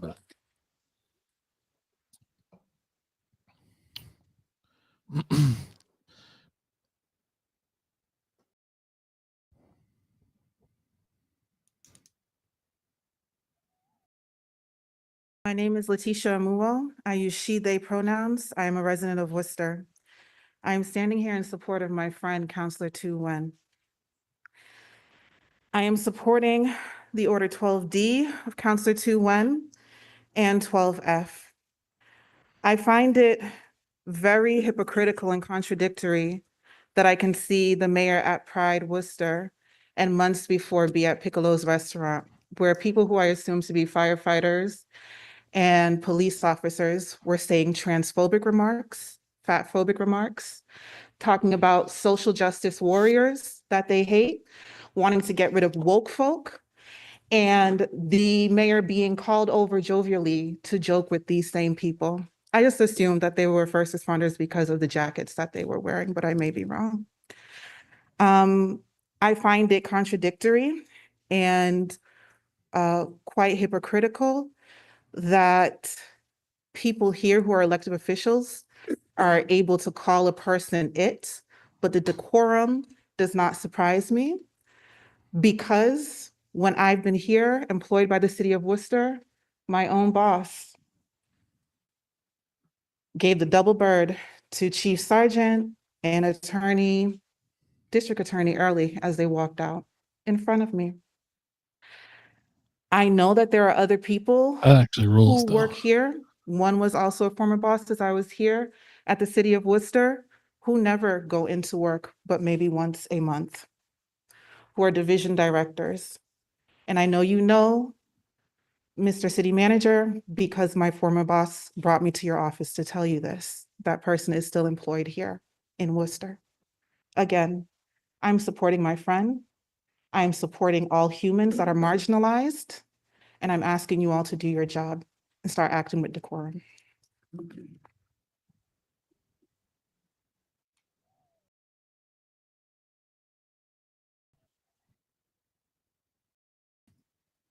Hello, my name is Tempe Staples, and I'm a public health advocate in Worcester, and I'm speaking in support of items 12C, D, and F. I want to remind everyone that Worcester has a community health improvement plan. The CHIP is supposed to act as a guiding framework for public health planning in our city, and does so by centering the voices and needs of people most impacted by systemic oppression and exploitation. One of the named strategies of this plan is to implement anti-bias trainings across the city, specifically as they pertain to anti-racism and LGBTQIA acceptance. It is extremely disappointing to know that while we try to advocate for public health framework and strategies that would support our queer, non-binary, and trans community, we have city councilors who would use dehumanizing language without shame against our only non-binary councilor member, Councilor Nguyen. According to the 2021 Youth Health Survey conducted by our own city division of public health, students who identified as gay, lesbian, or bi reported nearly 3 times more than their heterosexual peers that they felt sad or hopeless. They reported 4 times more likely to intentionally hurt themselves. This is here in our city. They were 4 times more likely to seriously consider suicide and act on it. Your words have impact. Your words build worlds. Your words do have long-term mental health impact and inform what is socially acceptable. Apologies are challenging in our culture because for some reason it feels like we're giving away power when we apologize. Acknowledgement of wrongdoing is actually one of the most human acts on earth. I see 5-year-olds do it every day. Owning mistakes and acting with repair doesn't make you less, it makes you a better leader. I want to ask you to personally interrogate why you are motivated to sit in these positions of influence. Your job is to represent and support your constituents, whether or not they look like you or sound like you. Do better or step aside. Yeah, Main South Mom, I'm interested to hear more about what you mean. I'm not sure. Good evening, everyone. My name is Domenica Perone. I use she, her pronouns, and I'm here to speak in support of 12C through 12F. I live in District 2. I'm also speaking as someone who is formerly employed by the city of Worcester and can personally attest to the willful harm and negligence that is a culture of working here. Unless you are a cis white person, you literally know what I'm talking about. Time and again, I've seen our Mayor Petty and our city councilors preach inclusivity and unity, as recently as yesterday during MLK Day, a commitment to ensure everyone in our city feels welcome and included, that divisiveness has no home in Worcester. The hypocrisy of making these statements and turning around to publicly bash Councilor Nguyen's statements of experiencing discrimination, not taking accountability or apologizing, which is what every human would do who just wants to be a better person, is divisive and the exact behavior that disconnects you from our community members. It's the exact behavior that makes people feel unsafe. Calling Councilor Nguyen a transphobic slur, because that is what it is divisive. Staying silent is divisive. Disregarding our most diverse city councilors time and time again, publicly, and hanging them out to dry by staying silent is divisive. You all have power to create and set examples for our constituents. And what has been said about Councilor Nguyen is unacceptable. According to our own Department of Public Health, as was previously stated, our youth in our city need you. They are literally trying to kill themselves, the very people you're here to protect. That's disgusting. For these reasons, I ask this council to protect remote access as a measure to ensure accessible participation in city council meetings, and to set up systems and policies that protect city employees who file complaints for discrimination from their boss, from their mayor, from a city manager, from a city councilor. It doesn't matter, because they have a right to do that as a person working in the city. That is their labor right. And a public apology to Councilor Nguyen for perpetuating this culture of hate and bigotry in our city. This is what we deserve from you.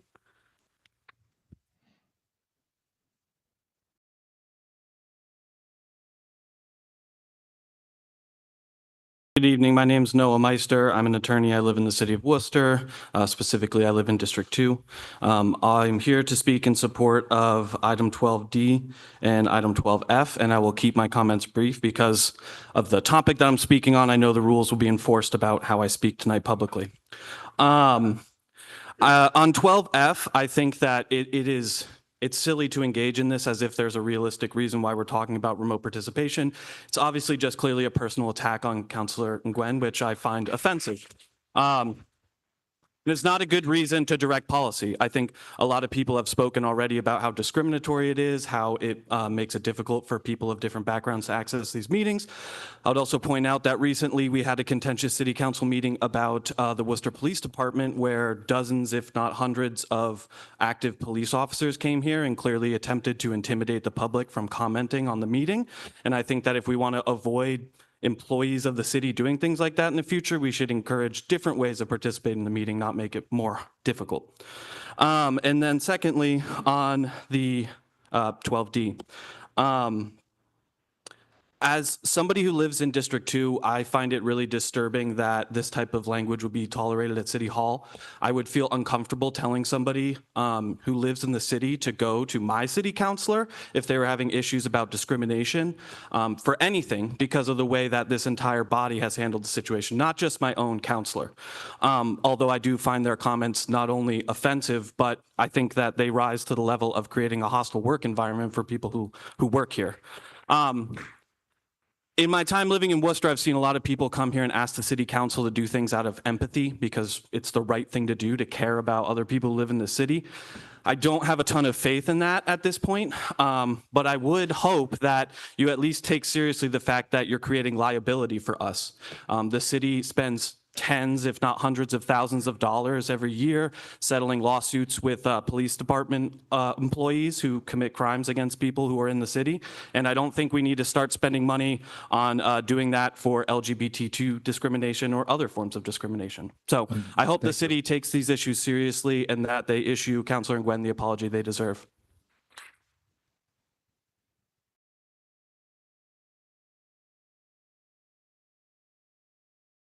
Hi, everyone. My name is David Connor, and I am a longtime Pride organizer. I'm here in support of 12F and 12D.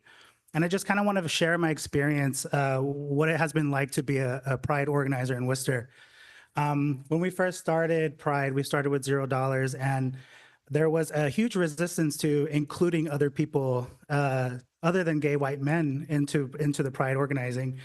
But it was brought up earlier. I bring up Pride because number one, now we are the largest festival in the city, welcoming over 25,000 people to Worcester, and supposedly advocating for this to be an inclusive city.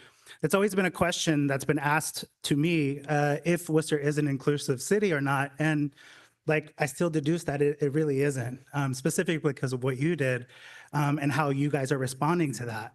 So Mayor Petty, you know, you're always at Pride, and we invite you to give a declaration on the stage. But this year, you know, City Manager, we invited you to the flag raising ceremony and last minute cancellation for reasons unknown. But it would have been the first time we ever had that, and I really think that that is a significant detail that you should think of. And Mayor Petty, I also just want to say, you know, I've kind of watched you fumble through public speaking events with Pride, and it's very difficult sometimes to kind of hold my tongue because, you know, I'm here to advocate for my community. And I know that like sometimes we don't have an understanding of what that is, but I am here as a resource. And this year specifically, we had a flag raising ceremony that just went horrendous, and it was on the city of Worcester. You know, it was the flag wasn't, the incorrect flag was raised. Mayor Petty, you stood in front of everyone and gloated about how it was such an inclusive city, yet you were standing in front of the wrong flag and you had no idea. So half the crowd there was laughing at what was happening while I'm trying to do the damage control of this. And I just need to point it out to you because I feel like sometimes like it just, you don't get it. And Councilor, you absolutely do not get it if your response only is to, you know, you guys represent the white moderate that MLK was talking about when he talks about the dangerous white moderate who prefers order over anything like what you're doing. Thank you. It's true. Hi, my name is Sue Mailman, Worcester resident, she, her, and member of the school committee. I'd like to make comments related to remote participation, decorum, and discrimination. Perhaps the only good thing to come of COVID was expanded community participation, in person or remote. Recently, some have put forth the idea that it's not good and we should go back to the old days. I strongly disagree. I think community has found its voice and that the public participation promotes transparency and engagement, and that if public officials can attend a meeting while on a trip or mildly sick, then all the better. We learned last week that Councilor Nguyen had very specific reasons for much of their remote participation, and they made serious allegations public. Worcester was proud 3 years ago at the inauguration of several firsts, including Councilor Nguyen. Yet when Councilor Nguyen spoke up, and let's just really imagine Another how photo hard of that would have sent been. over by Chris Our Robarge city of leadership Candy response using was her to phone attack pen. the messenger. For the love of God, have we learned nothing? I was embarrassed and angered to tears last Indicative week, of as in my Candy's whole opinion, thing. that response gave permission for the hate talk in our city on the radio, social media, and even the horrendous Fox News. In our region, allies were asking, what's going on in Worcester? Where is their pride and protection for Councilor Nguyen? Our students and families are watching. Some of them are here tonight. We've shown with our new superintendent that we can be a welcoming school system. I know we mean it over there, but our city leaders must mean it as well. It will take our leaders and all our residents to join together to protect all people, especially those most targeted in this presidential election, the trans and migrant communities. We cannot be silent. We can show our students by example that we are not afraid. Lastly, thankfully, and conversely, the love that has been shown to Councilor Nguyen tonight is palpable. And hopefully that love will carry the day and be present when we discuss decorum and put in place non-discriminatory practices in your meetings. And a charter change initiative might be a good idea too. Thank you.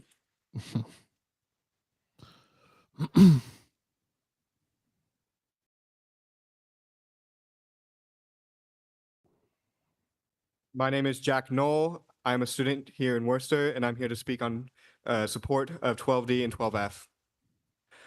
I came to Massachusetts as a college student from Tennessee, a state known for its hate and bigotry.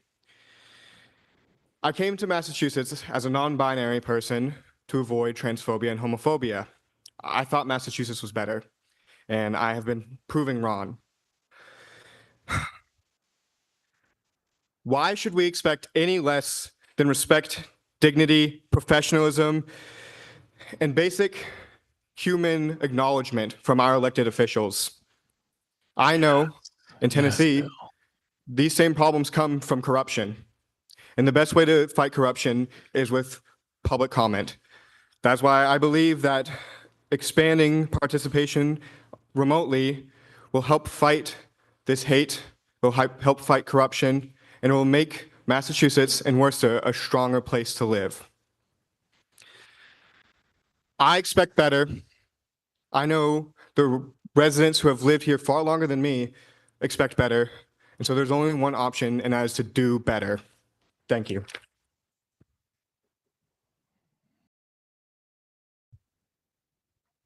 Good evening, everybody. My name is Joshua Croak. I use they, them pronouns, and I am a resident of District 2 in Worcester.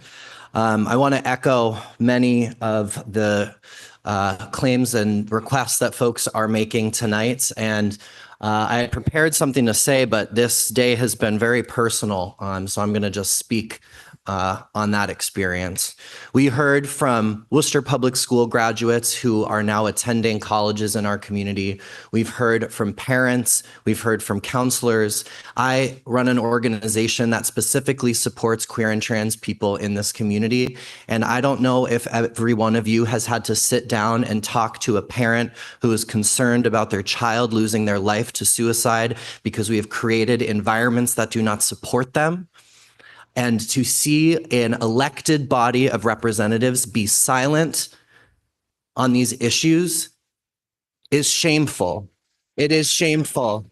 The queer community is all too familiar with the phrase silence equals death. And we have kids who are dying in our schools because of the lack of inclusive leadership that is represented on this elected body. I would implore people to really look at what inclusive leadership practice looks like. And as someone who does this work in community, I have a couple recommendations related to items 12C through F on the agenda. The city needs to implement mandatory, ongoing cultural competency, anti-bias, anti-racism, LGBTQ+ informed, disability justice informed training. And every single one of you, the moment a counselor makes an accusation of transphobia and discrimination, especially with dehumanizing, transphobic, racist language, the only response that us as community members should see from you is we are looking into this, we are going to conduct an investigation, and this is what we are going to do to hold ourselves and our colleagues accountable for the future of building an inclusive body as elected officials. There should be a clear code of conduct that is enforced, and discriminating, dehumanizing language should have actionable consequences, and people should be held accountable. Can you wrap up? These actions fall on you to carry forward, and if you can't hear the community, it's time to step aside. Thank you.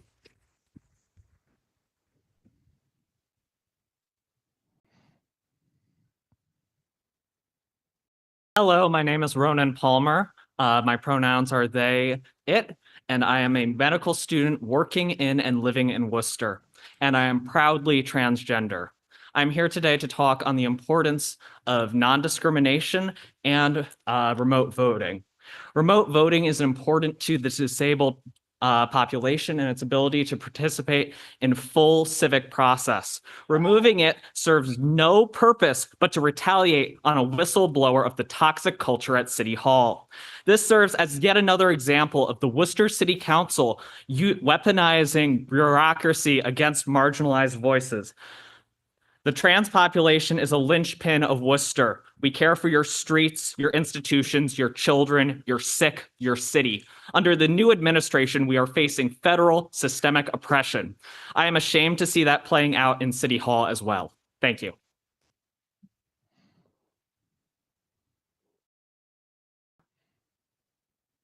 My name is Fianna Jatan Singh. I'm speaking on item 12DEF.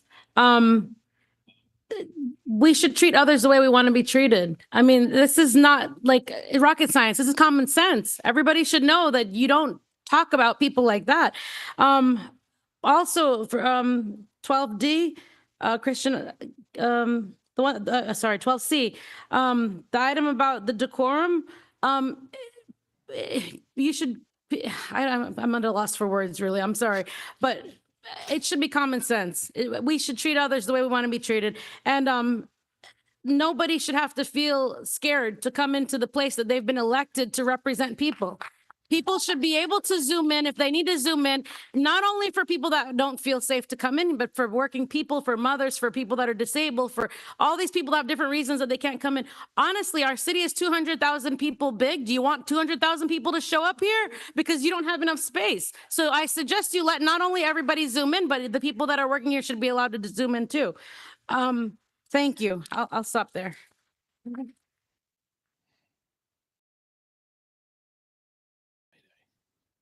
Good evening. Maide Morales, City of Worcester.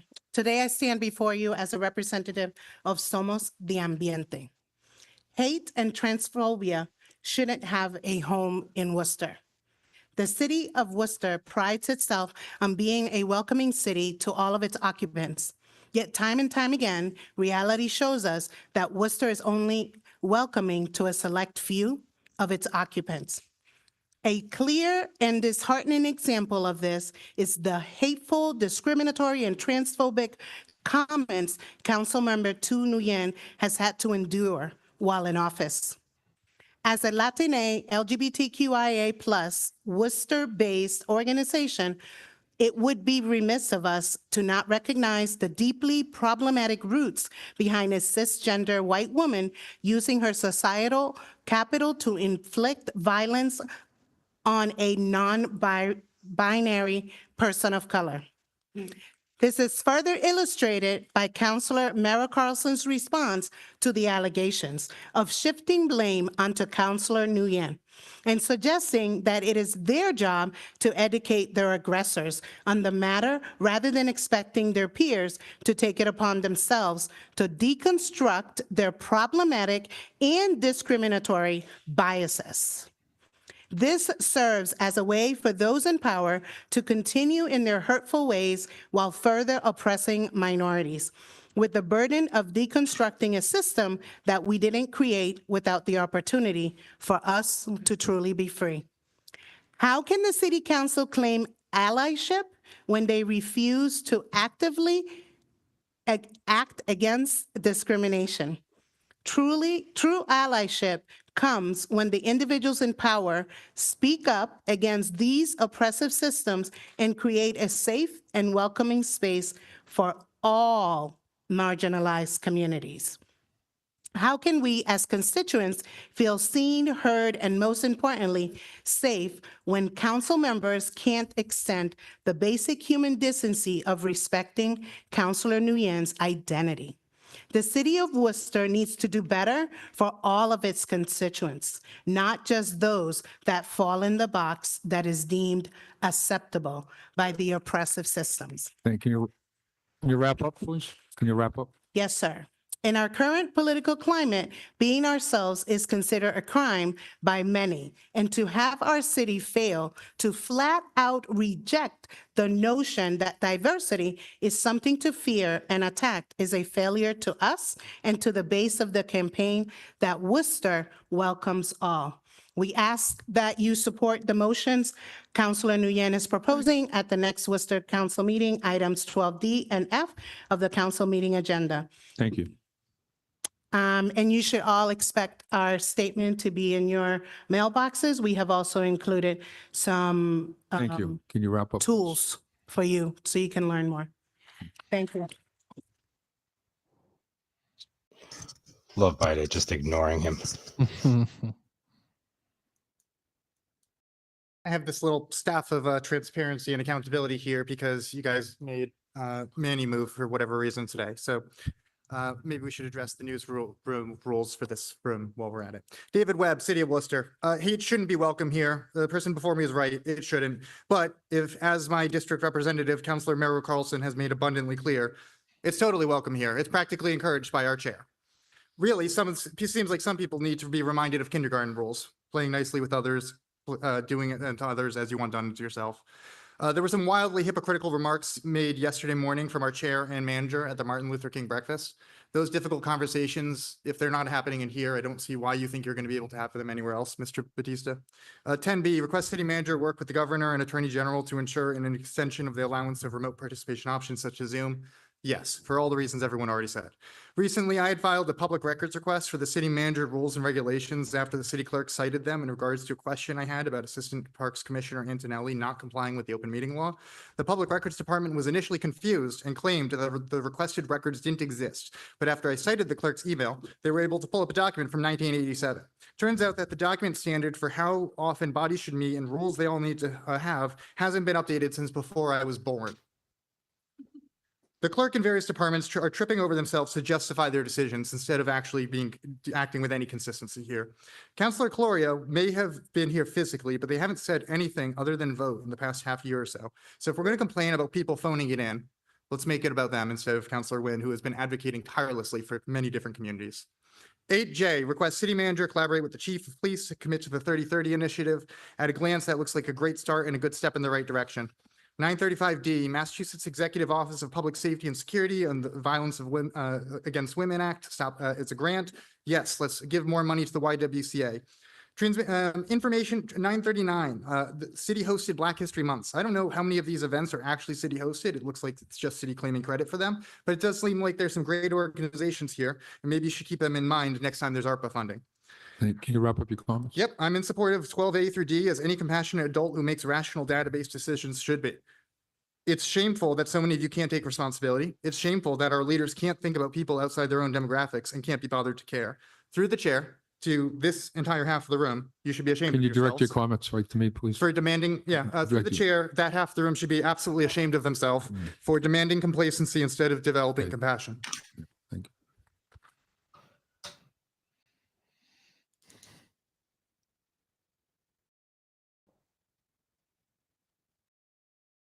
Hi, my name is Emma Narkowitz. I use she, her pronouns, and I'm a queer and disabled resident of Worcester. I'm here to speak in support of items 10B, 12D, and 12F. At the start of the ongoing COVID-19 pandemic, the world changed. Remote work became widespread and people wore masks to protect each other. I have long COVID, and remote work has enabled me to participate in the workforce while navigating debilitating fatigue, pain, and muscle weakness. COVID, flu, RSV, and norovirus are surging in Massachusetts. There are visibly and audibly ill city staff and members of the public in the chamber tonight. For me, in-person participation means risking infection, further disability, and death. Thank you to those wearing masks to help prevent that. Climate change has also increased extreme weather events that make it unsafe to gather in person, such as fires, flood, and deadly heat. In this context, mandating in-person participation is dangerous, ableist, and illogical. Some members of this council have tried to use Councilor Nguyen's remote participation to justify the transphobic and dehumanizing hate speech used by Councilor Merrill Carlson about them. This deflection of accountability has emboldened further transphobia, harassment, and violence against Councilor Nguyen. I strongly condemn this hate speech and any attempts to excuse or justify this abhorrent behavior. While participating remotely, Councilor Nguyen has been engaged in improving the lives of Worcester residents. They've supported affordable housing, a rental registry, reproductive health care, safe streets, warming and cooling centers, and helped lead the charge for transparency and equity in Worcester's government. As a white and cisgender queer person, the rights I have today are because BIPOC, trans, and queer people before me fought to exist in the face of violent state repression. Trans and non-binary folks do not owe this council or anyone decorum while their lives and very existence are under attack. Let me repeat that. Trans and non-binary folks do not owe this council or anyone decorum while their lives and very existence are under attack. Allyship is a verb, and if you are unable or unwilling to meet this current moment, please step aside. Thank you. Hell yeah. We love Emma. One of the best. My name is Renee St. Louis. My pronouns are they and them. I am proudly and openly transgender and non-binary. I am a proud District 4 voter in the city of Worcester. If I sound nervous or unprepared to speak here today, that's because I wasn't sure if I could bring myself to. I wasn't sure if I could bring myself to enter my name into the record, given the attention that this is receiving from hostile news sources. There is a rising tension in this country, in this city, around queer identities, around our safety. And when certain members of this council release statements about... Thank you. Apologies. I'm here to speak on issue 12F about the council's weaponization of using remote attendance to target a non-binary council member. This non-binary council member revealed that other council members have referred to them as it in private. One of these council members who referred to that non-binary council member as it in private released a statement in which she said, "I acknowledge that it was a challenging and emotional week where difficult conversations took place. These claims, however, misrepresent my character, my record, and the values I have consistently upheld. It is deeply troubling that Councilor Nguyen has chosen to distort the narrative and weaponize these accusations for political purposes." This statement deflects responsibility and reads not as "it didn't happen" and "I wouldn't condone it happening." This statement to me reads as "if it was happening, I had a tough week. Can you blame me?" And that is not acceptable behavior from a city councilor. The city council has such a voice, such a platform for the residents of Worcester. It is your responsibility to act as role models for what is and is not acceptable behavior in this city. I feel less safe on the streets, feeling that the city council does not have my back, feeling that the city council finds this behavior acceptable. To the councilors who stand with Councilor Nguyen, thank you. Thank you for your support. Thank you for your voices. Thank you for everything that you are doing. Thank you. And for the councilors who do not, who defend, who deflect from this, shame.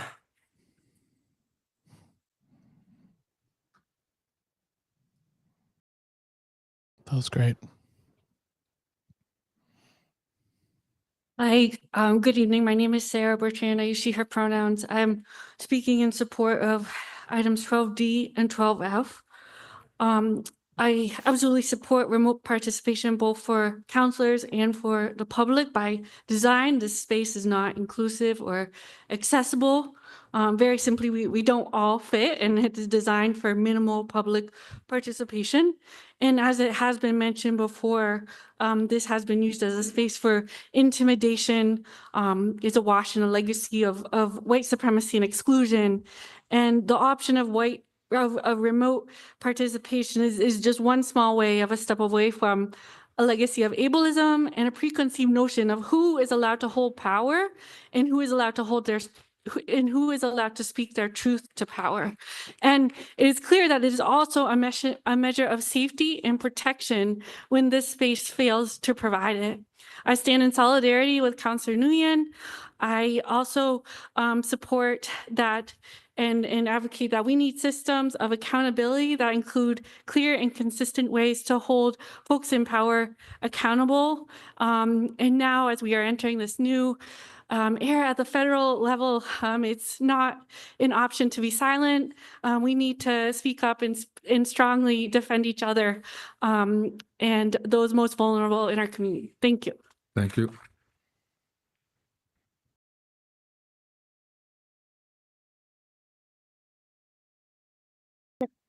Karen Valentine Goins, Worcester resident. So I do not have written comments. I usually speak for a little bit longer, but this will be quick. I was actually going to speak on another item that I will mention in a minute, but just to say that I'm in support of 12D and 12F. I guess really the only thing I cannot possibly add to the lived experience that people have expressed tonight. So I just want to lift that up. And the part that has been sticking with me the whole evening is just the reaction to someone saying that they don't feel safe. In addition to the dehumanizing language. So I will just also add that the other item that I wanted to speak about is 911A, which is about the mobility action plan. And just to make the point that this has been a long time in coming. I'm very proud of the city. I've been on several of the working groups that were involved with it. And I really not just encourage counselors, if you have not read it already, as a resident and an activist, I expect you to read it. This is really about a change in the way we do things. And I think this, in a way, it relates to the first items I spoke about, which is that things do need to change. Just because we've done something for 10 or 20 or 45 years doesn't make it what we should do right now. Thank you.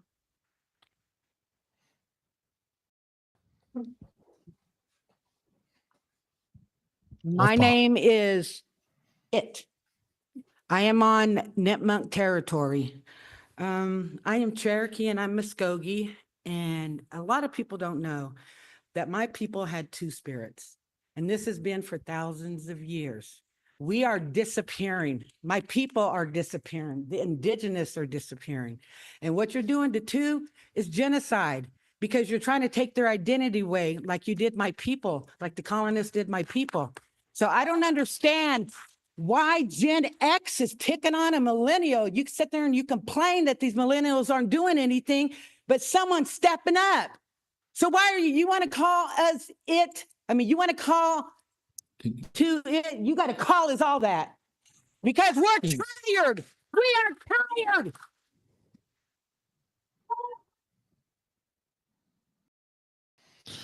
You just simply don't fuck with Wolfpaw. It's really my only reaction. Yeah, 100%. Aggressively. Hello, my name is Lucy. I use she, they pronouns, and I'm a student in the city of Worcester. I was not originally going to speak tonight, but I was inspired by the incredible courage and the incredible words that have been shared so far to share an experience of my own. I am a proud queer disabled individual, and while I may not live in the city of Worcester, I can connect deeply to Councilor Tu's experience. My junior year in high school, I went through a very severe period of burnout, which heavily impacted my mental health. And a large aspect that led to the continuation of that was the repeated attention that its effect on my attendance at school was given. It severely increased the depression that I felt regarding that period of my life. And I wish to draw attention to the potential consequences to Councilor Tu's mental health that can happen by a redirection of that sort. Thank you. Thank you. I didn't want to cut them off, but Wolfpaw aggressively defends the underserved and the ones without voice.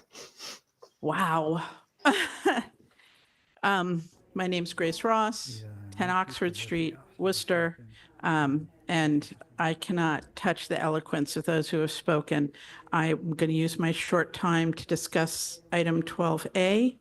And to remind all of us that in this time period, our willingness to grow and change and build towards the constitutional democracy where we're all equal is something I assume all of us are going to be even more passionate about in the coming 4 years. I just wanted to report that we did finally finish the report on Constable Trapasso, and I have copies for all of you. I can also email it to everybody as you wish. But I needed to speak because it was quite clear after some of you spoke so eloquently last week that the city manager in response had promised a meeting with Chief Saucier to address the violations that we have plenty of evidence of that Constable Trapasso has engaged in.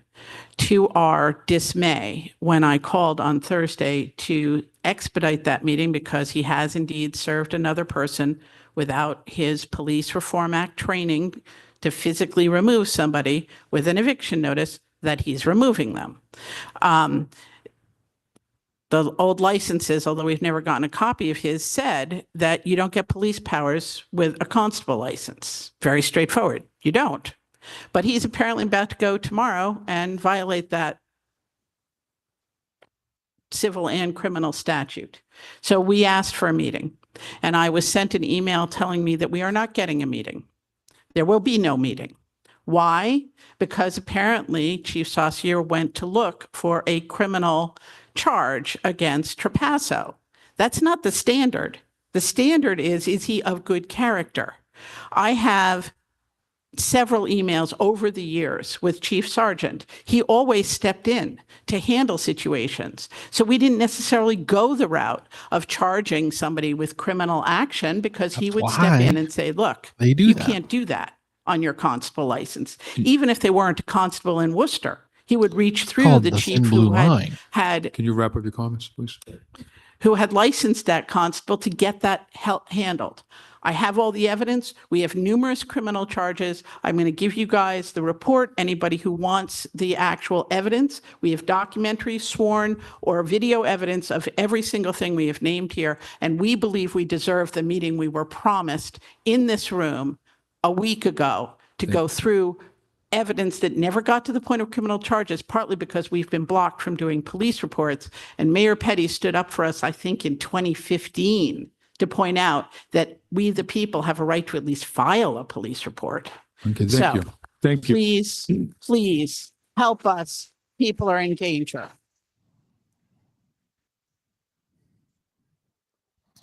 That's an extremely Worcester way for that to play out, huh? Hello, my name's Evelyn. I'm a Worcester District 2 resident, unfortunately. I would just like to say, I mean, Yes, I Evelyn, came here to yes. this meeting tonight because I knew that it was something that I needed to show my support for, and maybe had a less formed opinion than I should have. But throughout this whole thing and reading just this week and last week's minutes, frankly, there's a clear picture of something just really shameful happening in this chamber, and it's really sad for me to see as a Worcester For resident us, and it's someone who fortunate would because that means you can like vote to for stay Rob in Worcester Bellata. for a long time potentially, and finds it difficult to justify doing so. I think that it's ridiculous the way that we see, frankly, Councilor Mara Carlson making statements that not only advance these really disproven bad apple theories about our police department. And I understand that I'm a week late for this conversation, but here I am. But also just make character attacks against other counselors that are frankly completely unfounded. And if, you know, you talk a lot about Councilor Nguyen's attendance record in your statement about them. And I would just like to question why last week you were the only counselor absent for. Can you refer for your comments to me, please? Sorry. Oh, yes, of course.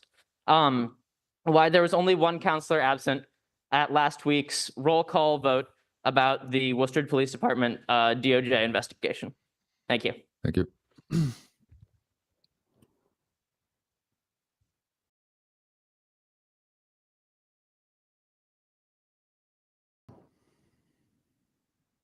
This microphone or this one? Is this one? All right, thank you. What's your name and city residence? I'm Marcus Palumbo. I'm currently a junior here at Clark University, and I'm speaking today regarding item 10B.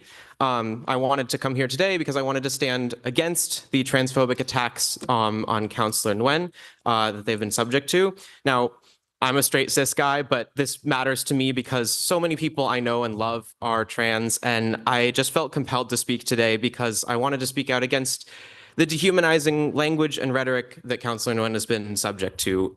Obviously, no one is trying to like crack down on, you know, accidentally using the wrong pronouns and correcting it. That's not what this is about. This is about intentionally using wrong pronouns, using the language it, which is incredibly dehumanizing. And I just have to emphasize that this is not, what is being asked is not difficult.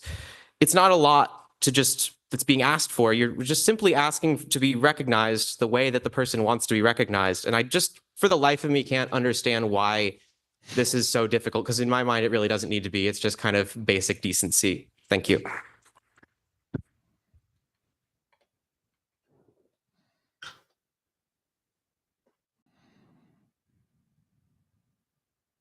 Nico. Thank you, Mr. Mayor. We're going to go to online calling users. If you're online, you can raise your hand, or if you're on the phone, press *9 to be recognized. The first speaker is Yenny DeRoche. We're trying to meet the resident now. Please state your name and city of residence and the item you're calling on. Hi, can you hear me? Yes. Okay. I'm Yenny DeRoche. I'm a resident of District 5. I'm calling to support G8, 8H, 911A, 939A, and 10B, and support critique 932A. Briefly on the LGBT issue, I want to offer the only thing that I haven't heard said so far is we want the students who come from our amazing colleges to stay here and work here. And the generations that are coming from millennials and younger are not putting up with this kind of culture and behavior. If we want to retain our college students after they graduate, we need to do better. On 911A, I want to commend Commissioner Raleigh and the team for the Worcester Mobility Action Plan. It's a major step forward. I hope for a presentation tonight, but I don't think that's happening. I urge everyone to take a look at it, especially detractors who like to claim they weren't notified of upcoming changes. On 10B, remote participation is extremely important, but we need to not just look to the governor, we can also look to the legislature. I have emailed you all a list of the bills that need to be supported or combined. And I've got them posted on Facebook and such if anyone else wants to look them up for me. Virtual attendance makes serving on the council or even addressing you like I am now feasible for single parents and disabled individuals like myself facing challenges like sick kids or health issues.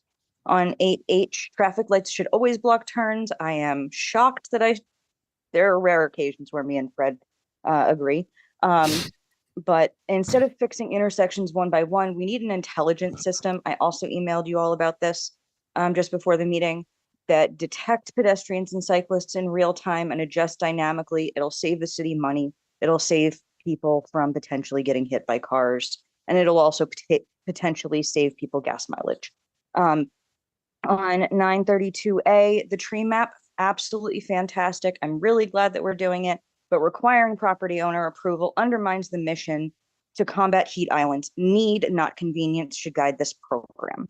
I also want to point out, again, accessibility issues. The tools we are using are not accessible on mobile devices. They are not necessarily as easy to use if you need translations, and they are not accessible to all people who are disabled.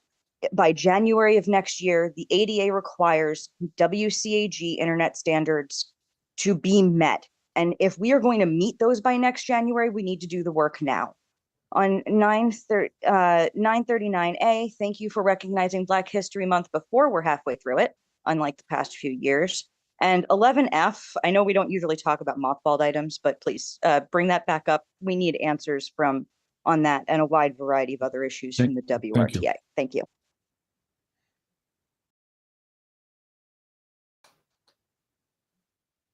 The mayor, the next speaker is Hind. I'm going to try to meet the resident now.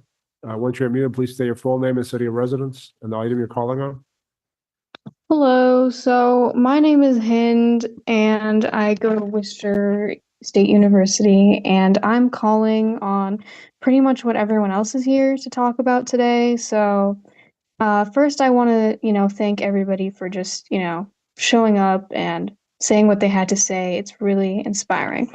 So first with 12D, I want to speak on that first. I just wanted to say that it must be really hard for Councilor Nguyen and some other councilors who have to work with colleagues who dehumanize them, don't believe in their experiences. I know there was one counselor who told another counselor that she didn't believe in her refugee story. And then to just be called it while you're working, it's like this would not fly anywhere else in any other workplace.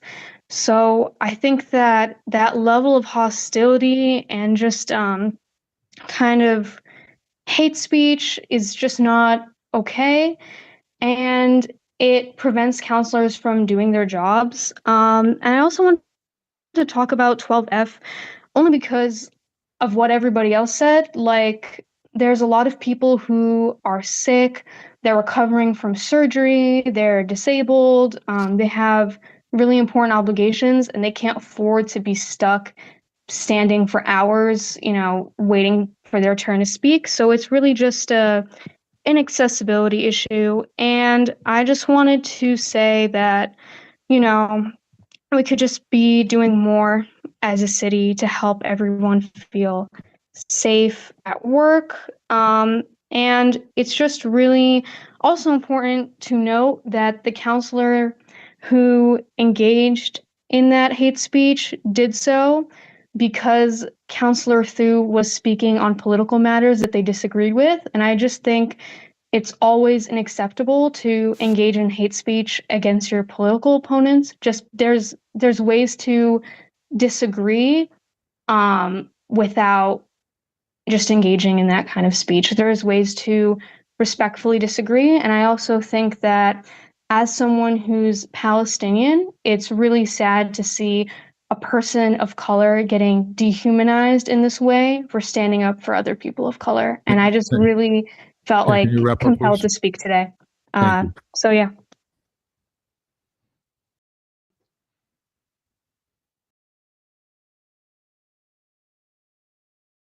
Mr. Mayor, the next speaker is Chris. I'm going to try and mute the resident now.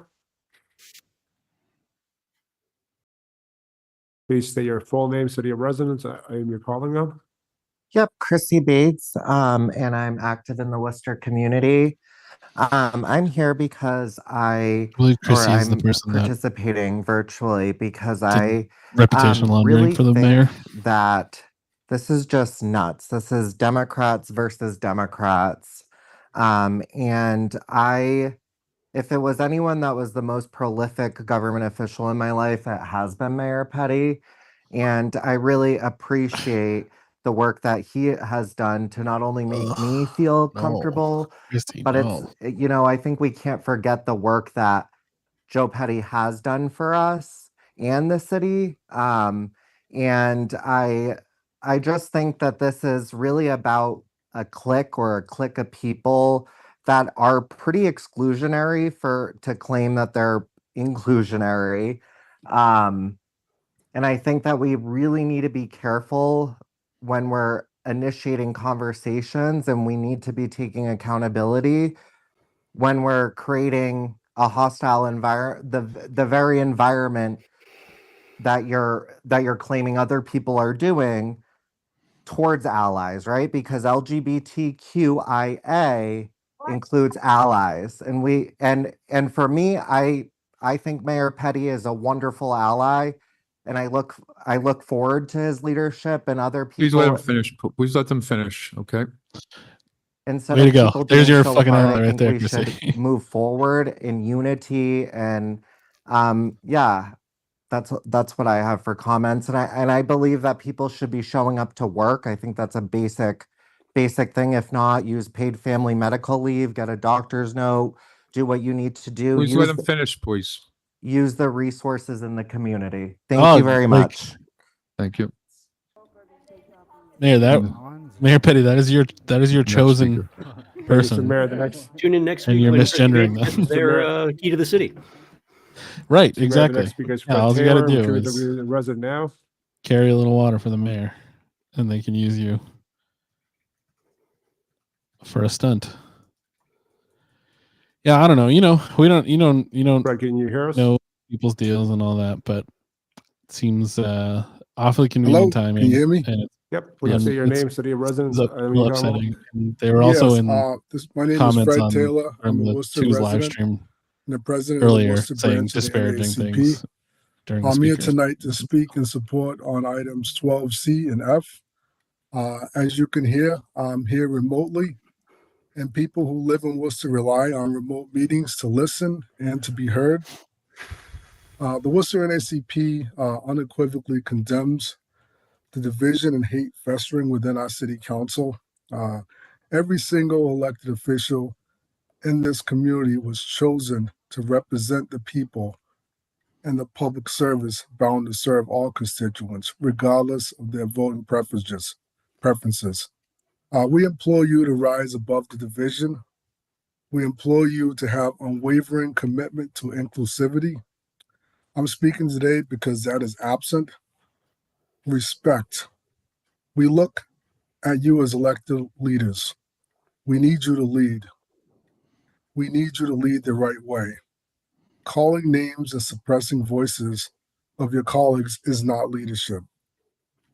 Worcester recently has been displayed all over the news, and not in a way that anyone here should be proud of. Stop and think. Is this what you came to office to do? Is this helpful? This is an election year. Some elected officials are not running for office again. Not because the work is done. They are moving on because the environment is not good. There is absolutely no room for hate in Worcester, whether it stems from race, gender, sexual orientation, or economic status. Worcester thrives on its diversity, and our collective strength comes from our ability to work together towards a common vision. We demand that our leaders engage in constructive dialogue, actively promote understanding, and confront discrimination head-on as some elected officials have. Let us be clear. We will not tolerate the behavior that undermines unity and respect among our community members. Together, we stand firm in our community. Yep. Today, we stand firm in our community to the city and hardworking people and support the compassion, equity, and justice for all in the city of Worcester. Again, we stand firm with this commitment. Thank you.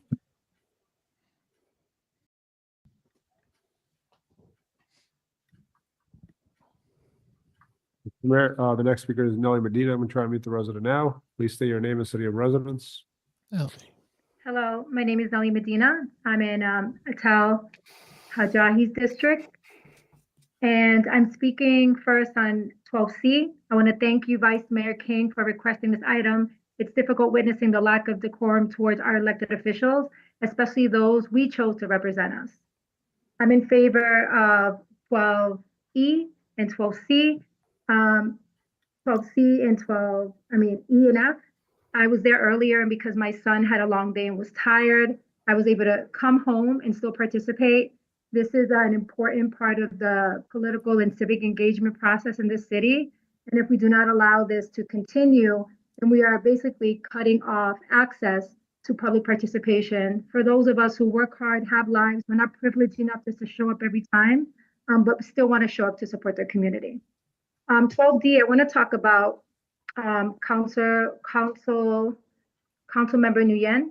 So I know the council members who have been here the longest are aware of the breadth of contributions Councilor Nguyen has made to the city. In 2020, when COVID hit the city like a brick, Councilor Nguyen was out there feeding the community.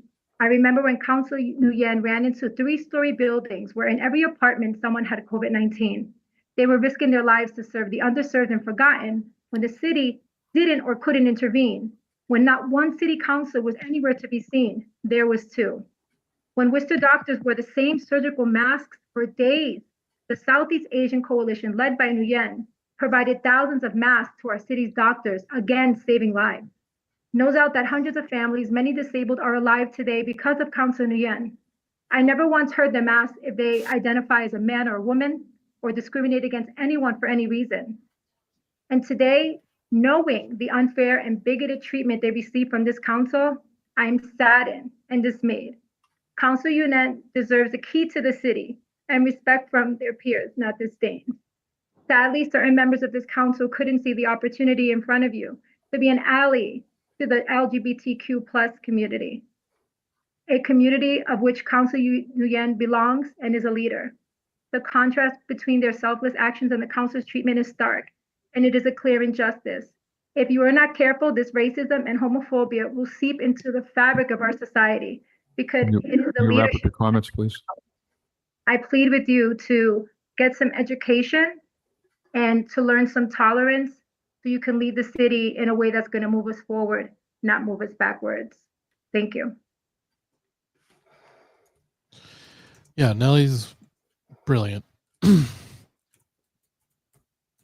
Mayor, there's a call-in user. The last four digits is 9714. I'm trying to unmute the call-in user. Please press 6 to be unmuted. Good evening, my name is Vanessa. I am a resident of District 2. I am calling in support of Councilor Nguyen, and I'm also calling to plead with all of you, council member and mayor and city manager. We look up to all of you to lead us, especially these difficult times approaching us. We need to be able to respectfully acknowledge all of our differences. And in that way, we can achieve unity in the community. It is disgraceful to see the type of comments that people are expressing and how they're expressing themselves and about another human being. I'm new to District 2. I'm a longtime resident of Worcester, but because of everything that has happened after the discrimination and the uncomfortable situation and the way that Councilor Nguyen has been treated, I unfortunately cannot support my current councilwoman. And I just want to plead with all of you to please look at everyone, look in the room and acknowledge the differences so that we can continue to build community. Otherwise, we really are, doomed. So thank you so much for your time. Thank you. Yeah, Crypto, that's not great.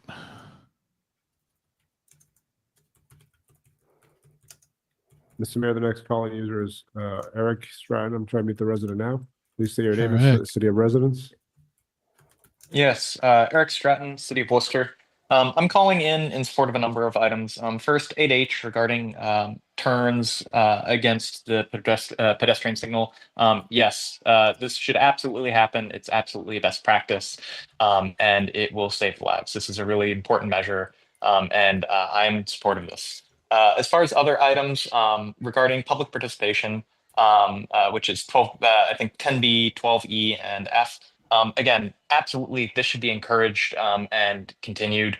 This allows people who have other things going on in their lives to continue to actively participate and be involved, whether that involves childcare or caring for elders or parents, whether that involves travel for work, whether that involves simply being unable to make it due to illness or other circumstances. We should be encouraging public participation.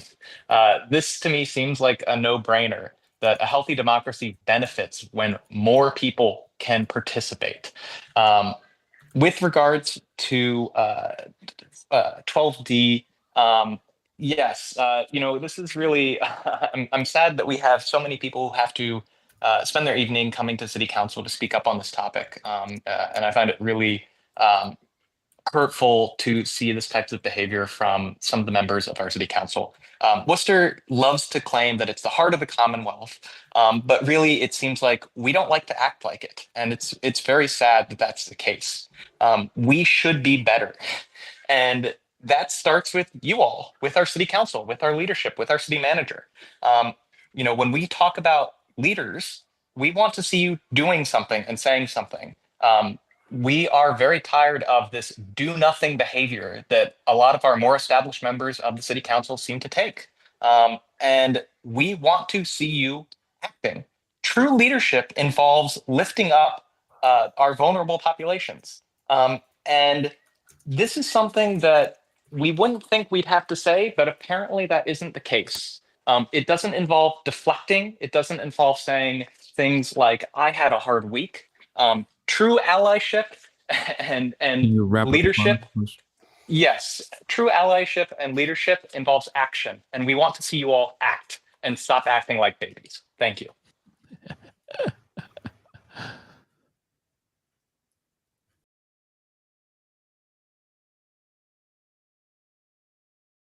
Mr. Mayor, the next speaker is Natalie Gibson. I'm going to try to meet the resident now.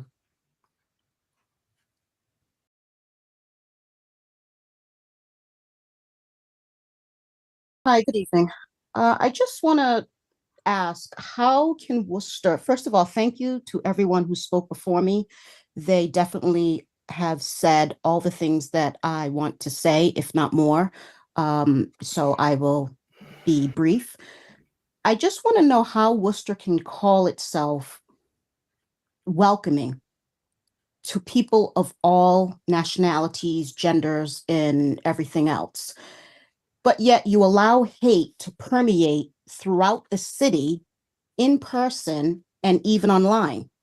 And when I say online, I'm talking about the City of Worcester's live feed, where you have members of the community that are calling people vile names. Shouldn't it be prudent that the City of Worcester would either remove those people? You can't turn off the comments because then people will talk about being censored.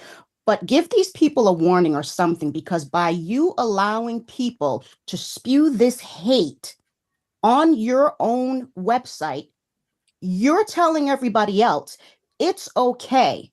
It's okay for us to talk that way. I think that the city also needs to stop using the LGBTQIA plus community. And for the other speaker that mentioned that A was for ally, I thought it meant asexual, but I could be wrong. Stop using that community along with the BIPOC community for state and federal funds, only to turn around and allow this distasteful, dehumanizing, hateful rhetoric to proliferate. Councilor Nguyen, you have my undying support. Thank you. Oh yeah, Natalie. Natalie, are you in this chat right now? If not, you should be. Mayor, the next speaker is Marie. I'm going to try to meet the resident now. Please say your name and city of residence. Hi, my name is Marie Brulette. I was born and raised in Worcester. My family currently resides in District 2. I'd like to speak on items 12D as well as 12E and F. Firstly, I just wanted to acknowledge everything that's been said tonight, these harrowing stories of what some of our community members have experienced as queer people. I think a lot of the time, people who don't identify as queer, as non-binary, think that the concerns that are brought up this evening are a war of words, like ideology and buzzwords, hypothetical arguments, and that's not true. These are real stories, like the one shared this evening, and like the story Councilor Nguyen shared. I'm extremely, extremely disappointed by the way certain members of this body chose to address the concerns Councilor Nguyen expressed over the dehumanizing language that was used to describe them. Public statements that were released seem to function more as a public performance review of Councilor Nguyen rather than addressing and admonishing the harmful, inflammatory language that was used by Councilor Mara Carlson. Disagreeing with a colleague on professional performance, it's not an uncommon occurrence, but the proper way to address that is by addressing actual concerns and not slinging around these cruel, just inhumane remarks. You have heard how angry people are, how hurt they are, especially right now with the National Fair Mayor Petty reference at the opening of this meeting. You should all know the danger of allowing cruelty like that to go unchecked. Regarding item 12F, I, surprise, want to vocalize my support of the remote option being upheld. If we're being honest, I think it's a little disingenuous to act like there's a real functional reason to remove this option. In addition to the various reasons people have mentioned as to why in-person may not be an option, I think it's also important to consider public transit. As someone who exclusively navigates Worcester using the WRTA, I can attest to what a nightmare it can be to move from point A to point B in any reasonable amount of time. It can be, to say a challenge is an understatement. But regardless as to why people want to use this option, they should be allowed to utilize remote participation. I don't think I'm blowing any minds here when I say that local government is kind of boring. It can be dry, it can be procedural, it's not nearly as salacious, you would hope, as the federal government has become. And it's also the most important place someone can point their attention if they want to see an immediate impact on their lives and on their community.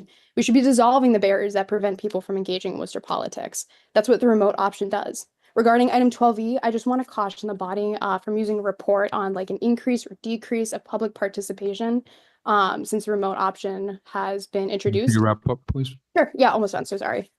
People have always or should always have the ability to participate, regardless of how frequent they want to do it, which items they want to call in, when they want to call in. It should just always be an option, no matter what.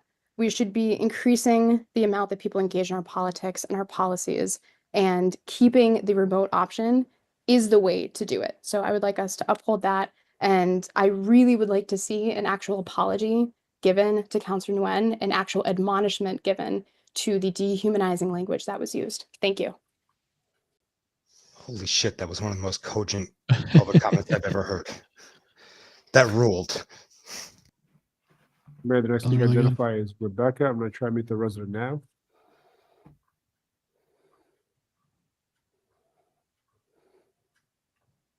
Can you please say your name, city of residence, and the item you're calling on?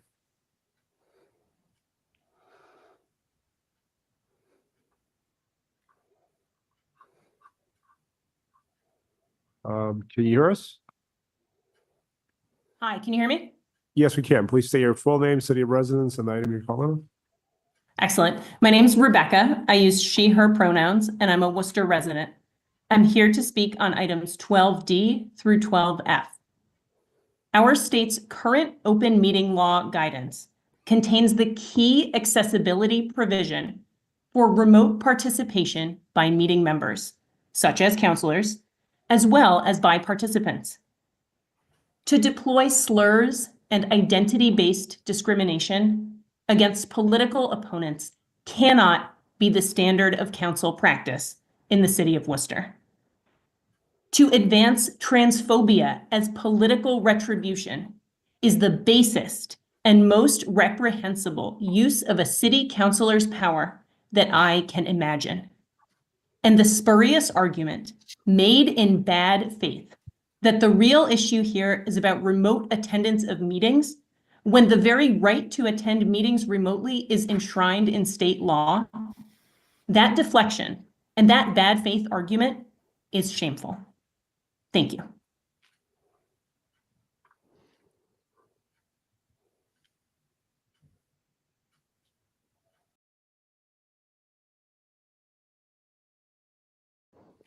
Mayor, the next speaker is Kirsten. I'm going to try and meet the resident now. Please state your name and city of residence.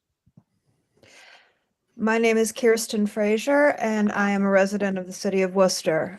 Like so many others before me, obviously, speaking remotely is something that is a benefit to to participation in city politics. Participation in local politics is key. That's the way that we all become involved and have a say in what happens to us as a community. My pronouns are she and they. I also am a part of the queer community, and what was said to and about Councilor Nguyen has been, as stated many, many times, was incredibly dehumanizing and needs an actual apology, not an excuse that, oh, it was a busy week. But I would also like to speak in regards to 12C, which is the report about decorum. That goes beyond just the language that was used in speaking about Councilor Nguyen. It refers to the attitudes and the words and language that have been presented towards other councilors of color on the council.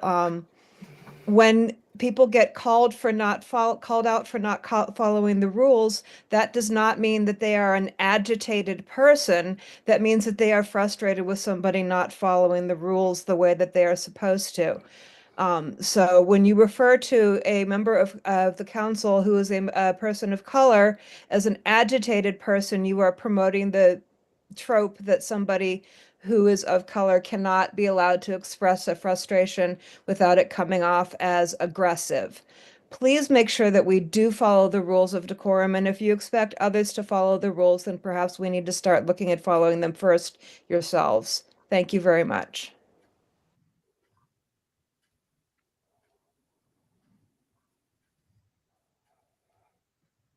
Mr. Mayor, the next speaker is Sarah. I'm trying to meet the resident now.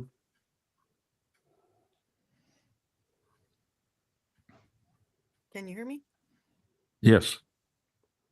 Hi, my name is Sarah Van Hoosen. I'm a resident of Worcester. I've been here only about 2.5 years, came out here for one of the colleges in town. And I applied to the colleges here in Massachusetts because of the culture in Massachusetts and the political climate in Massachusetts. When my wife and I moved out here, we came from Missouri, where she didn't feel safe being herself in public. And to hear that, you know, our elected officials in a city that holds so much hope for me would be transphobic is frankly quite not just disappointing, but it was unexpected for coming out here. This is the type of thing I would hear back in Missouri. And I just want to express support for Councilor Nguyen. Thank you. Thank you.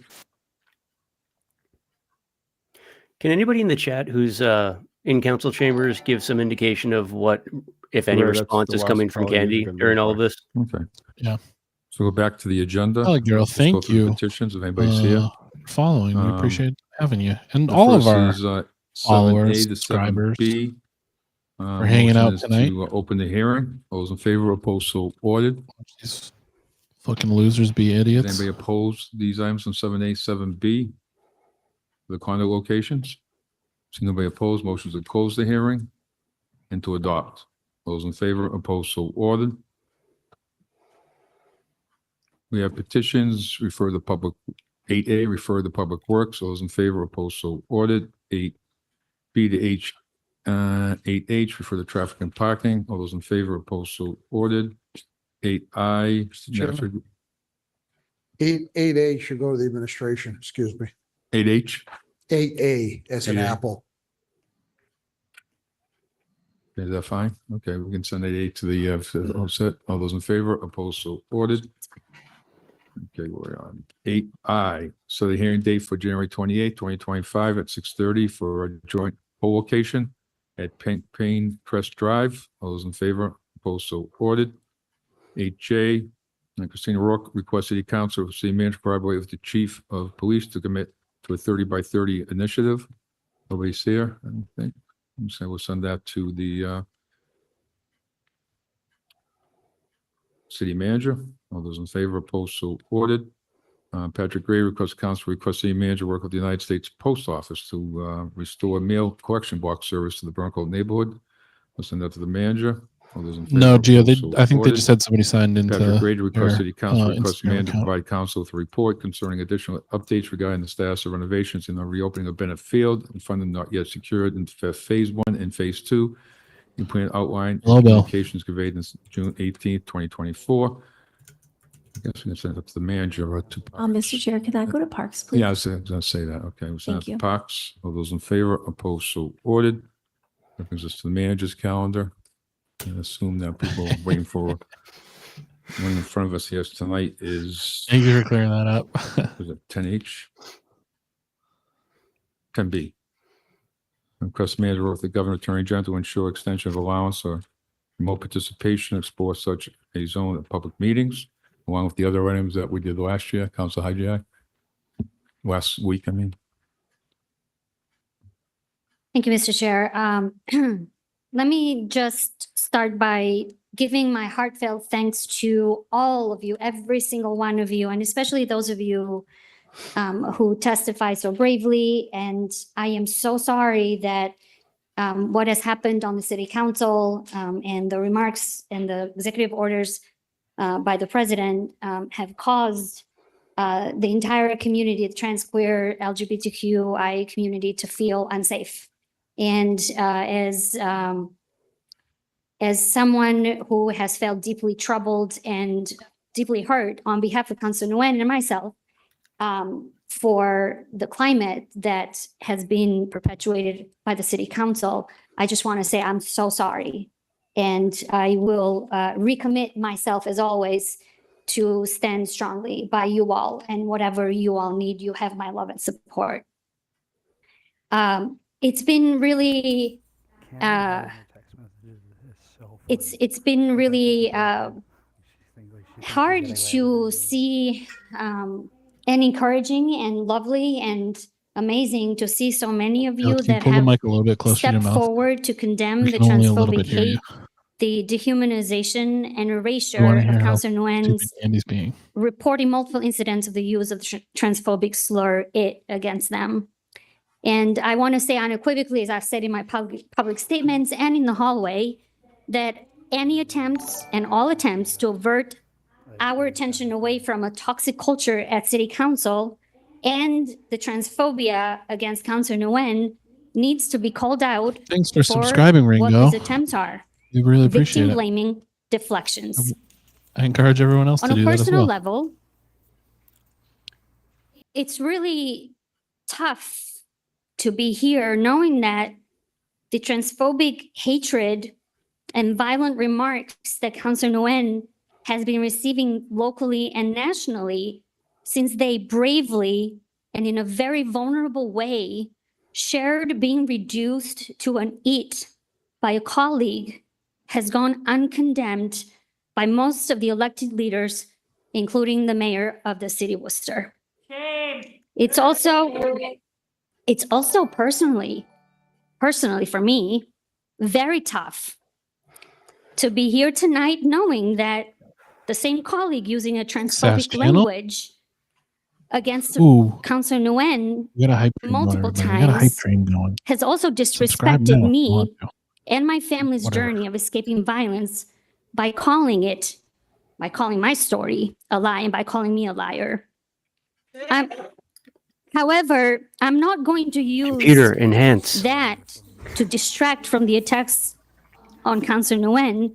I'm bringing it up to illustrate that there is it's the crowd a yelling discriminatory, toxic culture alongside transphobia that has been allowed to comfortably exist at City Hall. And Mr. Chair, I hope in time, other elected officials who are no longer serving, who have witnessed and experienced that toxic culture, feel comfortable to share their experiences publicly whenever they feel comfortable. The transphobic attacks against Councilor Nguyen and the absolute loud silence in the face of it have left me to wonder why the majority of this body are so unwilling and resistant to upholding the values of diversity, equity, inclusion that members of this body profess to live by as elected officials and residents of this city. With that said, I have some questions for you, Chair.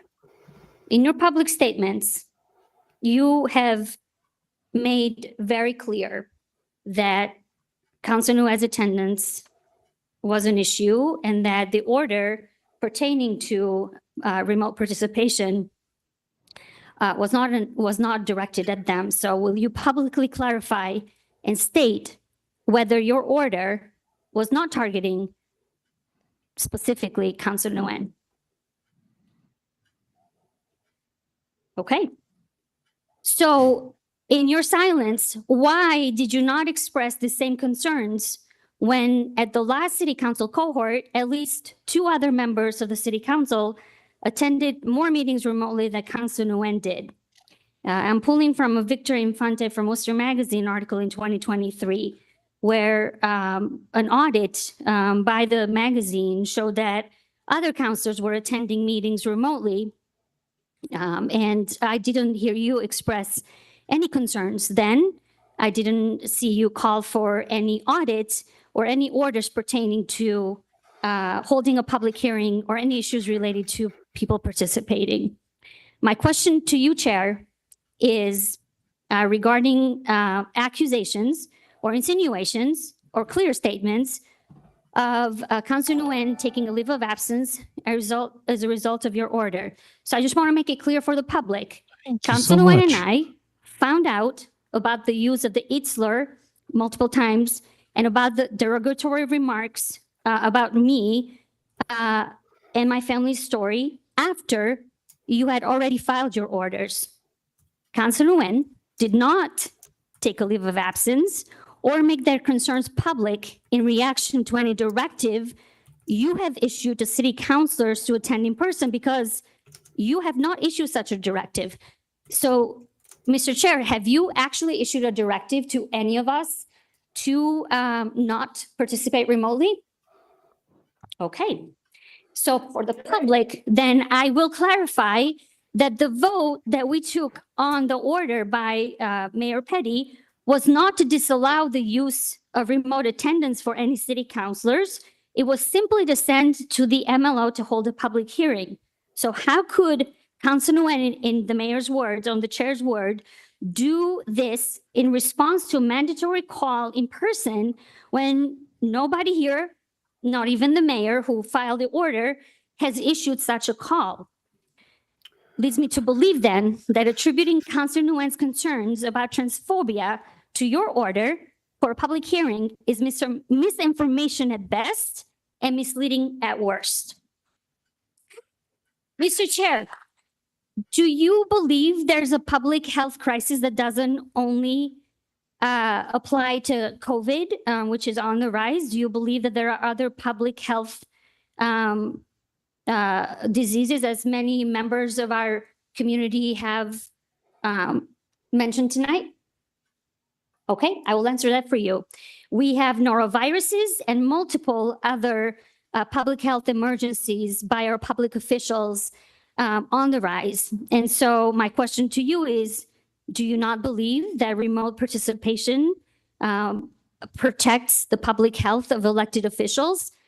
Do you not believe that remote participation for those of us that have young children shouldn't be allowed? Do you not believe that if an elected member has a disability, that they should not be allowed to attend meetings? Okay. I'm gonna close by saying that this isn't just about a colleague calling another colleague it, or calling their family story a lie. This is about us, all of us, by our actions, creating a culture of toxicity for City Hall staff. Our City Hall staff, every City Council member, and all of our residents deserve to be treated with the respect and dignity. So in the spirit of that, I would like to make a motion that the City Council tonight publicly condemn the use of the slur it and all expressions of transphobia and hate against Councilor Nguyen in the city of Worcester and nationally. He's not responding. It would be picked up on the mic.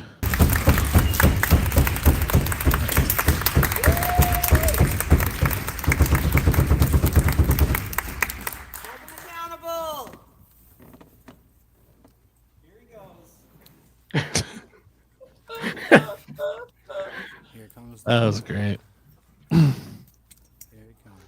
Chris, are you in the chamber tonight?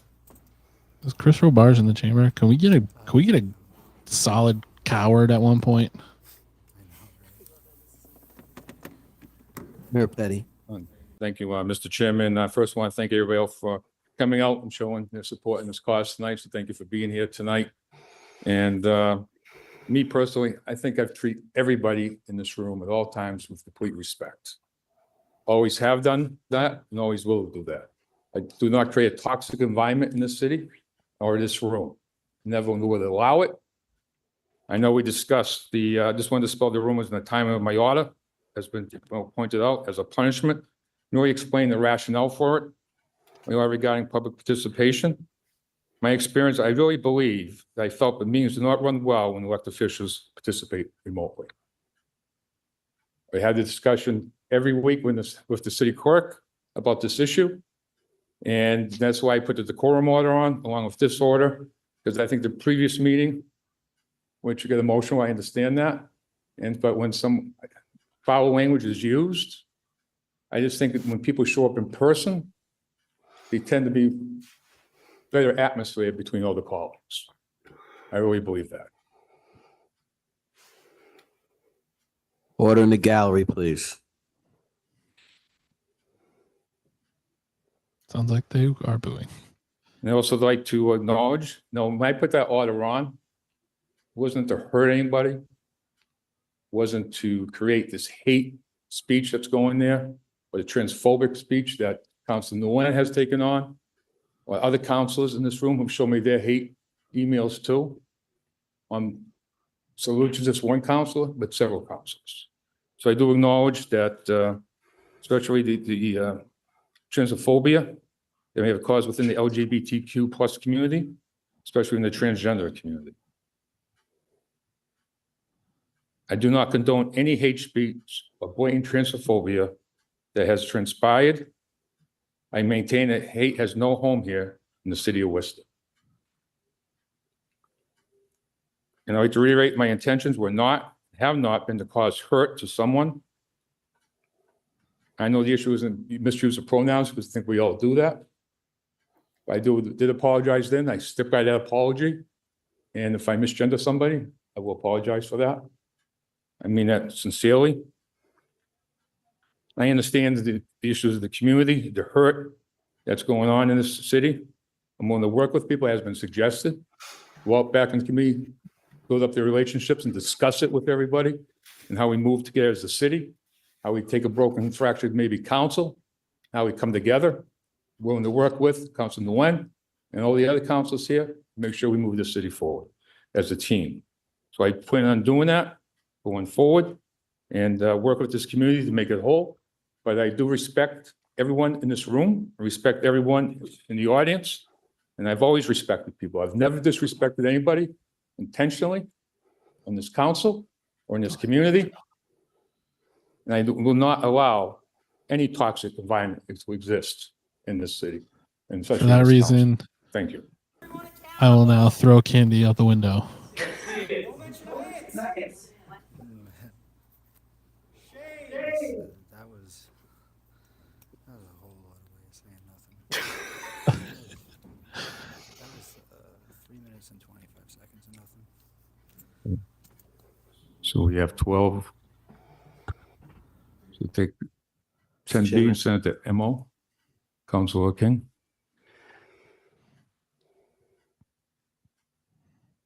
Thank you, Mr. Chairman. I just want to begin by acknowledging the courage that Councilor Nguyen had in speaking their experience. I expressed that to them that night, and I'm expressing it once again, Mr. Chairman. You know, it's not easy to be in these chambers and be marginalized. As a member of a marginalized community, I know exactly what that feels like. You know, a couple of weeks ago, I lost my composure and I expressed regret. Some folks took that as an apology, but what it was I regretted being stereotyped and placing myself in a position to be called threatening and intimidating, Mr. Chairman, after 9 years of showing the opposite. That being said, you know, the safety we're looking for here isn't a physical safety only. It's a safety that cannot be achieved by additional police officers. It's a psychological and emotional, cultural, and spiritual safety, Mr. Chairman. You know, the one thing I wanted to make sure when I made a public statement was that I was unequivocally clear and I did not miss the mark. I stand once again to denounce targeted threats, vitriol, and abominable hate that has been directed at Councilor Nguyen. I also stand to say to the community, I have your back. I will always have your back. The rhetoric and messaging that was present in some of the apologies and public statements and press releases informed and inflamed, Mr. Chairman, regardless of intent. The fact is, those themes were mentioned on Fox News. They were mentioned and conflated with the concern and experience that was brought forward regarding discrimination and dehumanization, Mr. Chairman. That needs to be retracted. We were asked today, a very, very serious question. How can we trust you in this moment? A member of the public asked. Well, that depends on leadership. Man, I hope she It doesn't. really depends on our actions and our votes. So, as I've always said, time is a truth teller, and that we shall see. It's a meaningful night tonight. I think what we've had and what we've experienced is what I'll call a beautiful disaster. There's a lot of beauty in the room tonight. There's a lot of beauty online. And there's been some disastrous responses to what we're going through. We have employees of this city that have been subjected to racial slurs as a result of the hate. Folks that don't want to come to work.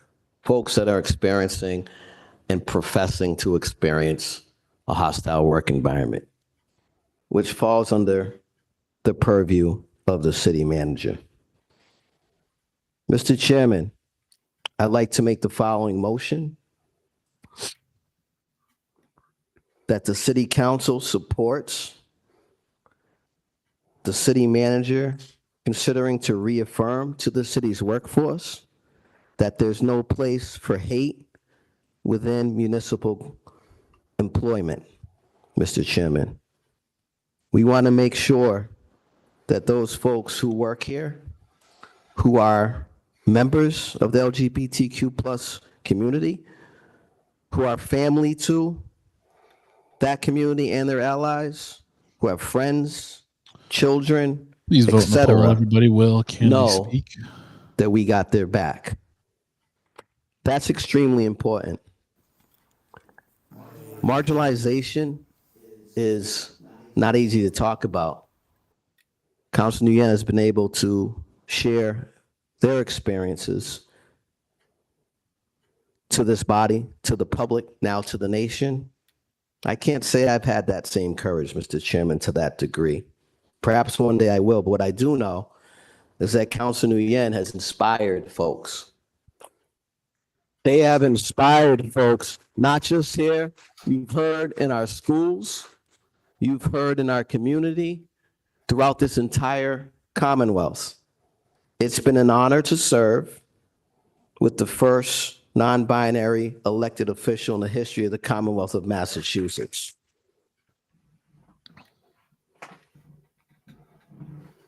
It's been an honor to serve.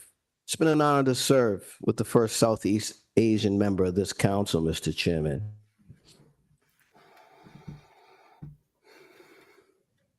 And it makes me think about the weight. It makes you think about the weight when one of us feels they're representing an entire demographic. And sometimes it's visible.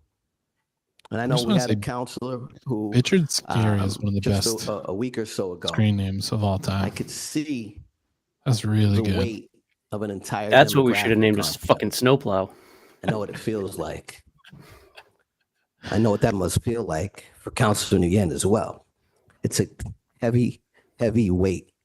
And I respect folks, right, even when I yeses have it. disagree of their genuine approximately advocacy 62%. that way. But we have to pay attention to rhetoric, messaging, and timing, Mr. Chairman. You're in your second 5. Thank you, sir. We have to be very, very conscious We'll see, and everybody. intentional, and stay away from thinly You're right. veiled language that folks who do have conscious bias will not latch upon. You know, one of the things that we have to also be aware of is that in these coming years, months, and days, with our current federal leadership, we're going to have to be ready to stand up again and again and again, Mr. Chairman. And I look forward to doing exactly that. You know, it's a simple matter of humanity. My question to the chair, to the administration, as I understand this particular thing, there's a wanted to buy concern one, regarding but a counselor they're over all here. fucked up.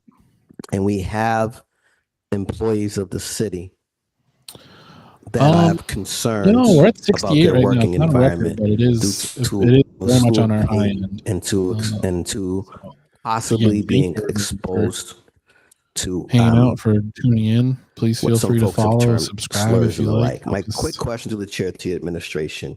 keep this show With going. regards, I'm well aware the manager works for us. But with regards to our employees, has there been HR investigation initiated on behalf of them in their work environment through the chair? Mr. Manager.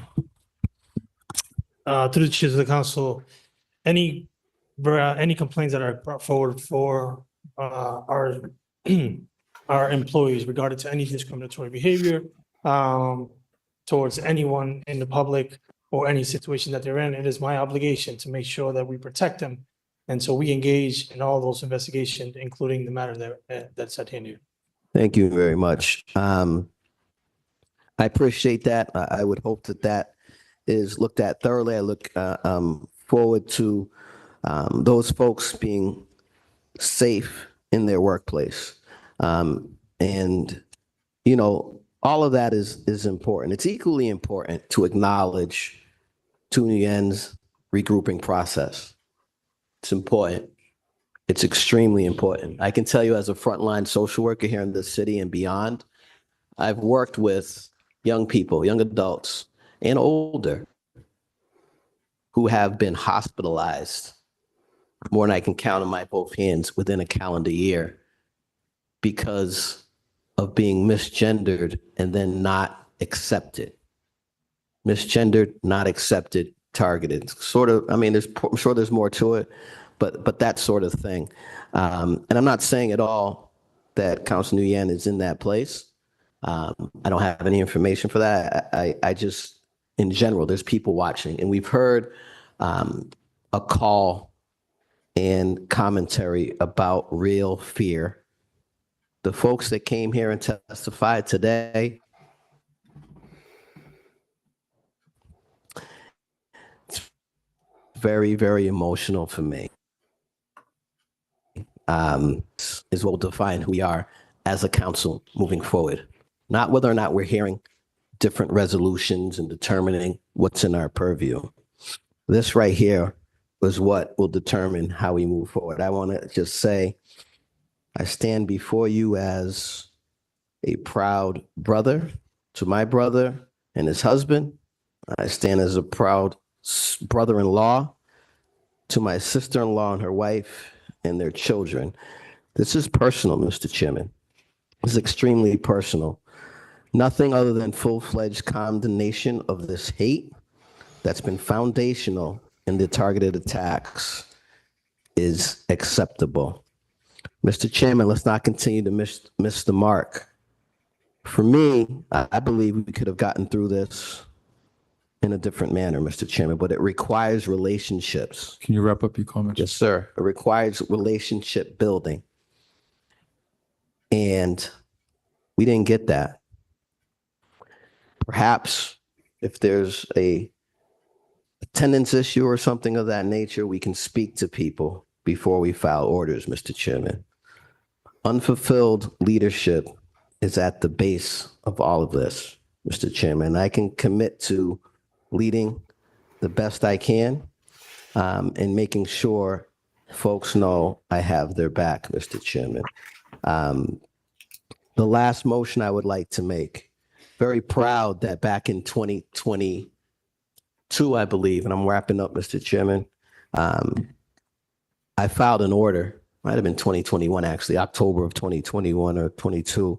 I filed an order requesting that the city, by ordinance, establish its first LGBTQ plus commission to look at city policy, to look at the community, and to figure out how we can all grow together, Mr. Chairman. And I know we approve that as a council. Okay, can you wrap up? Yes. I'm asking the city manager to expedite the work of that commission, and that we get moving on it. Because my last motion would be, we heard tonight folks recommending mandatory, some trainings to be offered to counselors. I don't know that we can make anything mandatory, but certainly it can be offered. My second motion would be that we identify LGBTQ plus and disability informed trainings and educational resources for this body, Mr. Chairman, by way of a motion. And I'd like the commission, once that's identified, the LGBTQ plus commission, to also participate in that. Okay, thank you. Thank you, Mr. Chairman. Thank you.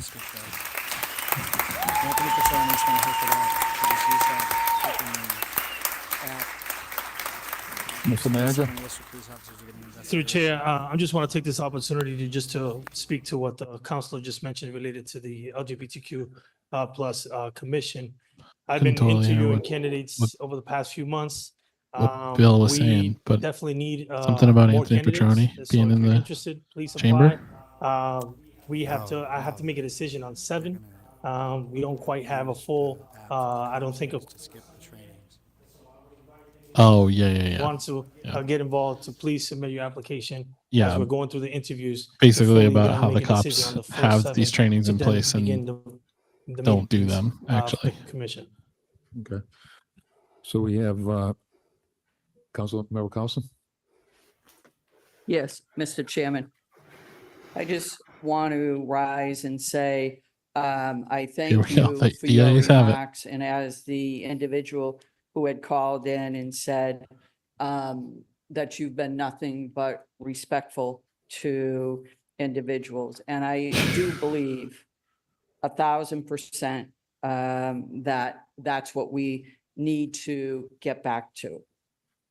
I don't doubt for 1 minute that any member in this council on their unwavering support of the LGBTQIA community. I do not doubt that, because everyone in this chamber, as my colleagues, are certainly supportive.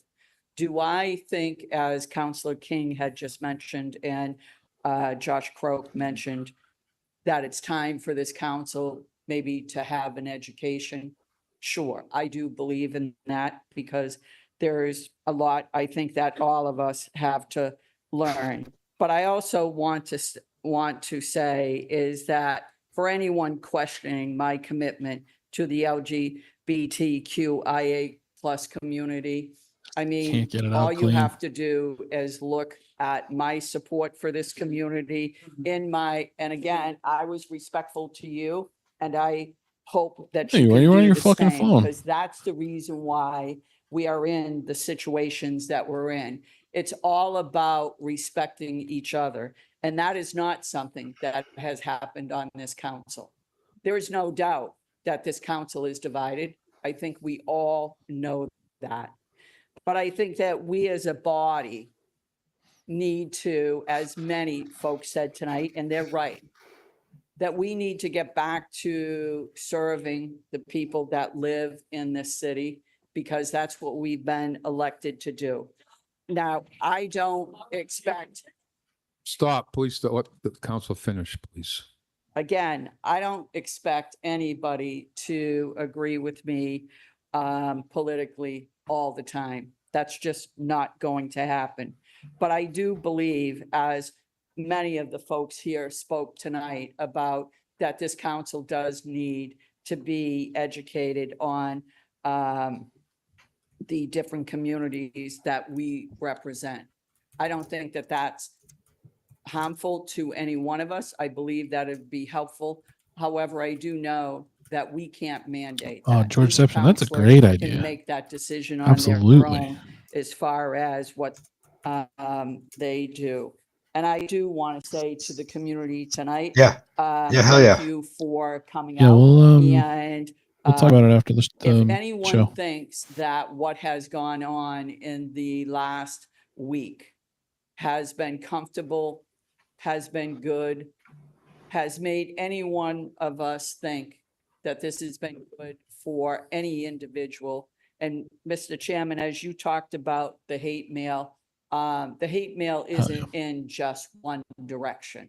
So I would say to my colleagues, and again, we talk about being open and we talk about being inclusionary. Again, I hope that tonight we move our city forward in a much more productive way for all of us. Thank you, Mr. Chairman. Thank you. Mr. We're going to switch over to the Facebook feed now, so that we can hear the chat. I mean the crowd a little bit. We're just going to obviously hide the comments in their chat because More fuck productive that. way for all of us. Thank you, Mr. Chairman. Thank you. That the city council publicly condemn the use of the slur "it" and all expressions of How do we get all the way back there against now? Councilor Nguyen Or is in this- the city is of this Worcester live? and Oh, no, this is- nationally. I'm going to add a second motion that We're back tonight to current. the city Some weird council jump happened. publicly apologize to Councilor Nguyen for the harm that is being perpetuated, for the erasure of their concerns, and for the dismissal of every single speaker who spoke tonight, asking us to do better. This is totally an LL Bean commando sweater. And I will have you know I'm not wearing anything under it, and it feels fucking fantastic. My nipples have been on point all fucking day. Councilor Russell? Mr. Chairman, I have no problem supporting Councilor Nguyen and supporting the first resolution that my colleague, Councilor Hachi, put forward. But since the day I've been on this council floor 14 years ago, I have never treated anyone with nothing but respect. And I'm not going to apologize to anyone in this community or anyone outside this community for doing anything wrong, because I did nothing wrong, and I never ever have What is treated the anyone in point this council floor of or in the speaking like public this? with any but respect. So I'm ready to support everything, the items that went forward, but that's where I'm at. Thank you, Mr. Chairman. Councilor Bergman? Just following up on Councilor Russell's comments with respect to the second motion, I couldn't support that because we don't know if this is going to result in some sort of litigation. And I'm not going to sit here. If somebody's Admit taken a to being a leave of criminal. absence. Please let him finish. The word hostile environment has been thrown around, which I know is legal jargon, and then admit to doing something wrong when there's an investigation that's being taking place and the results of that investigation haven't even come forward yet. I support everything else that's on the floor, but I don't support that. Thank you, Mr. Chairman. So, point of order, Mr. Chairman? Councilor King? Yes, if you could just read the second motion that was referenced, so I can just be clear. There was some reference about litigation, et cetera. Just want to see what exactly the language is, if that's in fact something that I'm going to consider. Through your chair to the council, so basically, Councilor G, I can probably help me out on this, but my notes stated that the City Council have a public apology on Councilor Nguyen's behalf. Councilor G, I don't know if that summarizes it to that nature.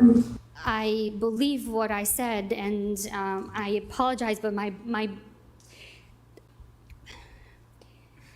this is an incredibly hurtful moment. I cannot stress how embarrassing and how hurtful, deeply hurtful, what people are saying in this room is. I'm going to try to keep my composure, and if my colleagues decide to vote no on a simple request to apologize to a member of our community, somebody's child, somebody's sibling, a member of the community that has given a lot during COVID when we were all huddling in our homes.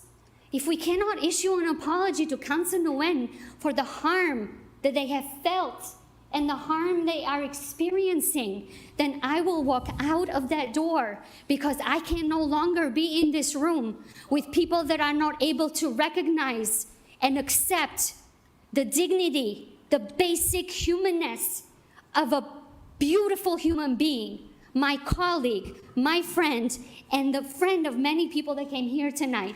I will continue to serve this city, but for tonight, Mr. Chair, I want it to be on the record. I am going to be walking out in protest and in solidarity with Councilor Nguyen and every member of this community. And I will continue to proudly serve my residents, because I can do both. Okay. So we can take those, So point of order, Mr. Chairman, are we taking 12D as well, or was this just 10B? this 10B, 12D we already did last week, so it's just 10B. Just 10B? Yeah. Okay.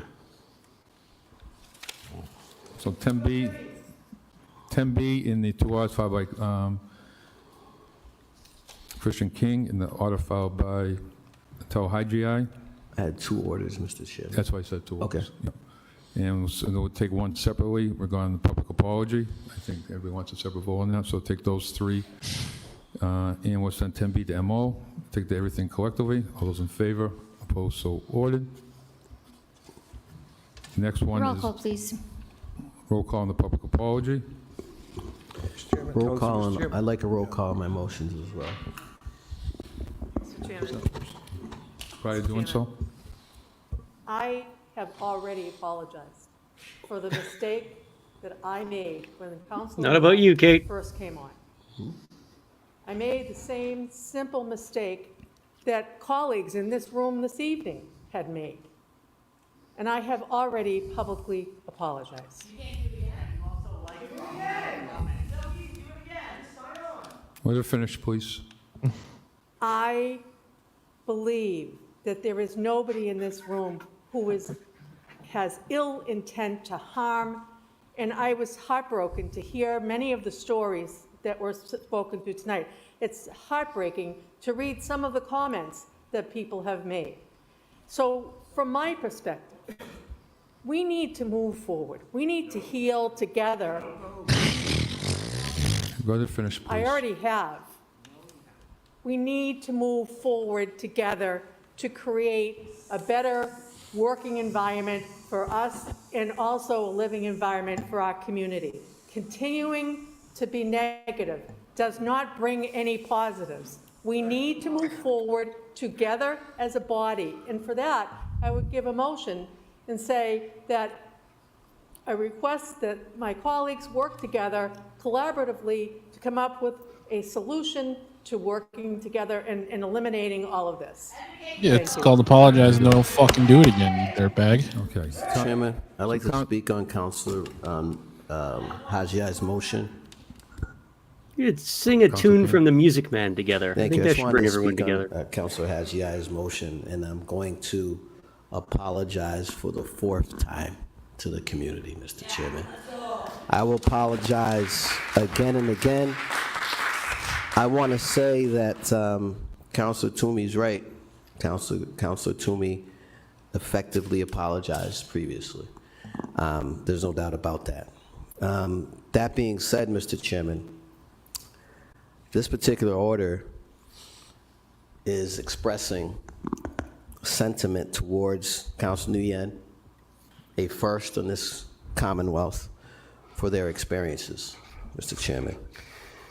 I support that wholeheartedly. There's nothing I heard in there that points that would impact litigation. There's nothing in there that says that there's a validation of the allegations, just merely the experience. Can you imagine being the subject of hate and nationalism on Fox News? Just that. And then repeating the talking points in some of these press releases, Mr. Chairman. So I truly am regretful that that has occurred. You know, we got here because of 2 orders that were filed. We got here because a lack of relationship on another level, unfulfilled leadership, Mr. Chairman. And I can say that the divisiveness that has beset this council,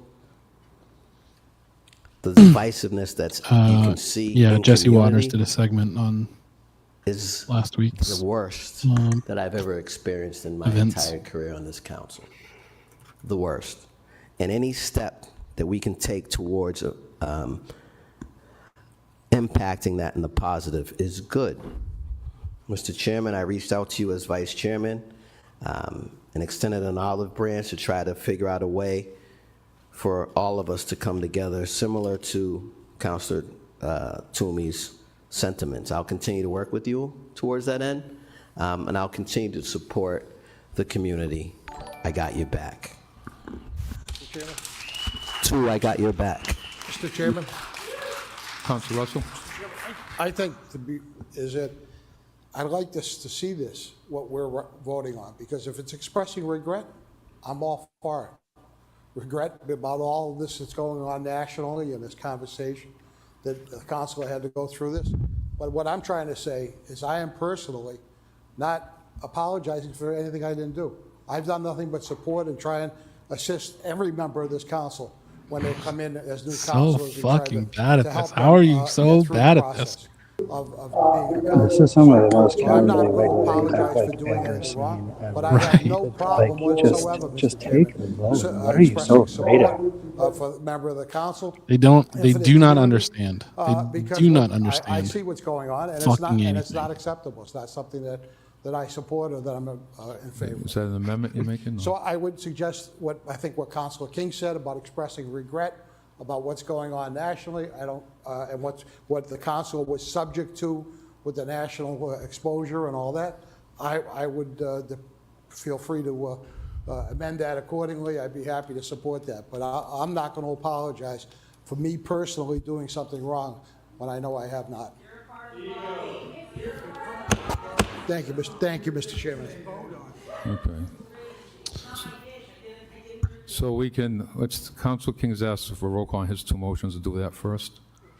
Along with Council Hajai's motion, her first motion. That's the same type of guy that'll tell you they don't understand what systemic means.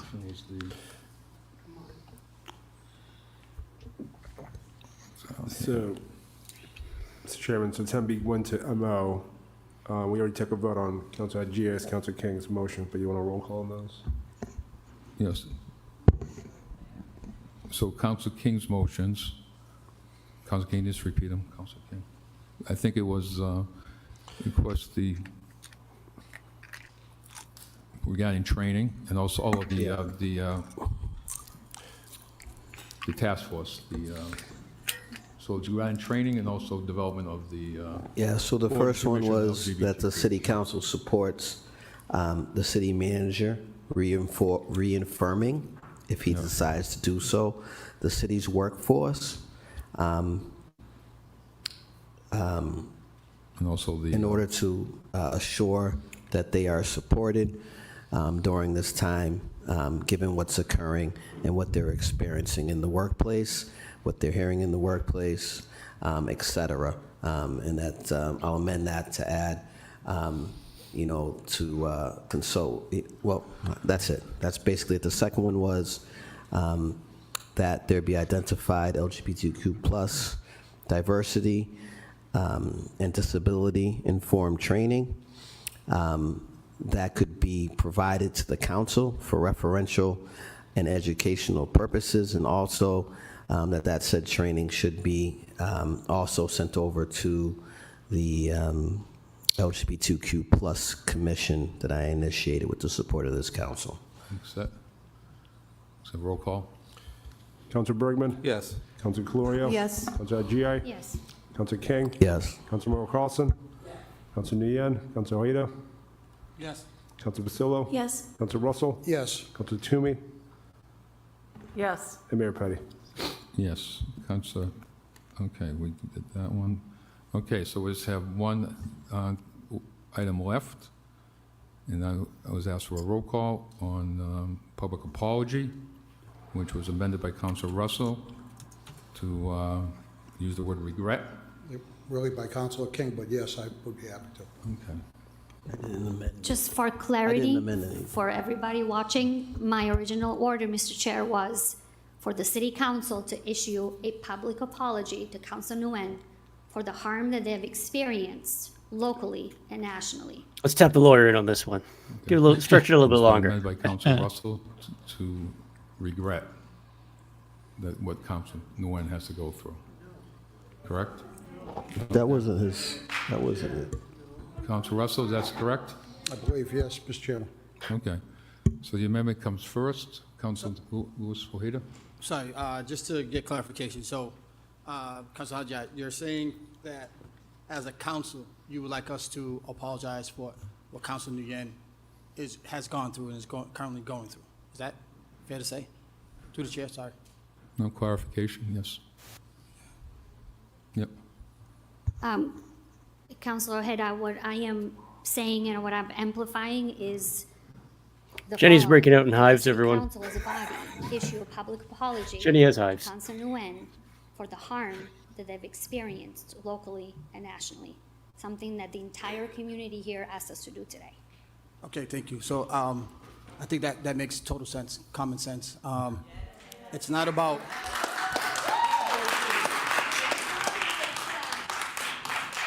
I think it's just understanding that, first and foremost, we aren't the ones truly experiencing what's going on, right?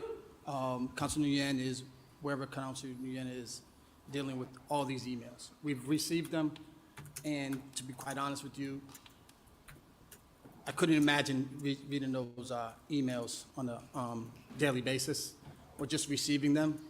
It's unfortunate. It's really sad. A lot of it is disgusting, and it's really unfortunate that we as a council are receiving that. But obviously, this is coming from an apology that I feel as though could have been done better, and just an apology, and just focus on the apology. In order for us to heal, we got to accept where we go wrong individually, and to be able to help others. So, Councilor Russell, you know, I understand where you're coming from, but I want you to understand it's more of supporting one of our fellow colleagues in a time of need.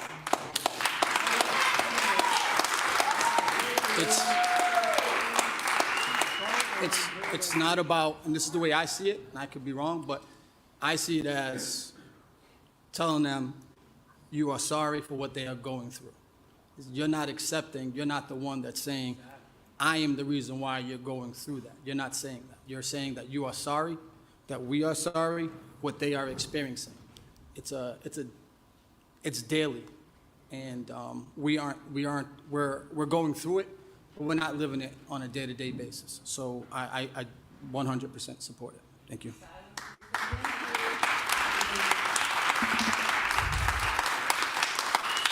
Councilor Bergman? Mr. Chairman, I may be wrong on the rules, but it seems to me if somebody's going to amend somebody else's order and they don't really want it amended, the best way to handle this is to take a vote on both items, not to conflagrate the two into one that neither one seems to be happy about. I'm happy to vote on both, and I think that's the proper way to do it. I've never, in the years I've been in this council, seen somebody not accept an amendment or say, I'd rather it be separate. I don't recall ever seeing somebody say, I'm going to accept an amendment that I don't agree with, which is procedurally the way I understand the truth to be, is if you don't agree with the amendment, they should be taken separately. So I'm asking you to consider taking it separately. Mr. Chairman. Councilor Russell? Mr. Chairman, I'm going to withdraw that motion to amend, and Rocked his ass. keeping Council Hayes' remarks in mind, I'm going to support it, the item for the apology, knowing that I'm not looking for applause. I just want to make it clear that I'm saying I'm sorry for what the council is going through, that I am sorry, personally sorry. But I am not acknowledging or saying that I or any specific member of this council did anything inside of a law hurt the office council, and before. I stand to support that councilor and every other member of this council when they go through anything like this. Okay, so I agree with you, Councilor Russell, so. Roll call. Joe, time to stick that finger in the Councilor air. Bergman? No. Councilor Calorio? No. Councilor Ajay, Yes. Councilor King, Yes. Councilor Carlson, Yes. Councilor Nguyen, Councilor Yeah, Ojeda, Yes. Councilor Basillo, Yes. Councilor Russell, Yes. Councilor Toomey, Yes. and Mayor Petty. Yes. Wow, what a rare split. Well, thank you, everyone. Motion to reconsider, Mr. Chairman. How did Petty vote, Bill? Petty voted yes. It was 8, Councilor 9-2. Bergman? Yeah. Councilor Mo. Gloria? No. Councilor Mo Ajay? and No. Councilor King? No. Councilor Carlson? Councilor Nguyen? Councilor Ojeda? No. Councilor Basillo? No. Councilor Russell? No. Councilor Toomey? No. And Mayor Petty. Mr. Mayor, before we move, we also had Councilor Toomey's collective. We just turn Bill down a bit. I don't know if you want to take the roll call, just doing the voice vote. Voice vote, all those in favor? Opposed, so ordered. Okay, going back to the regular agenda.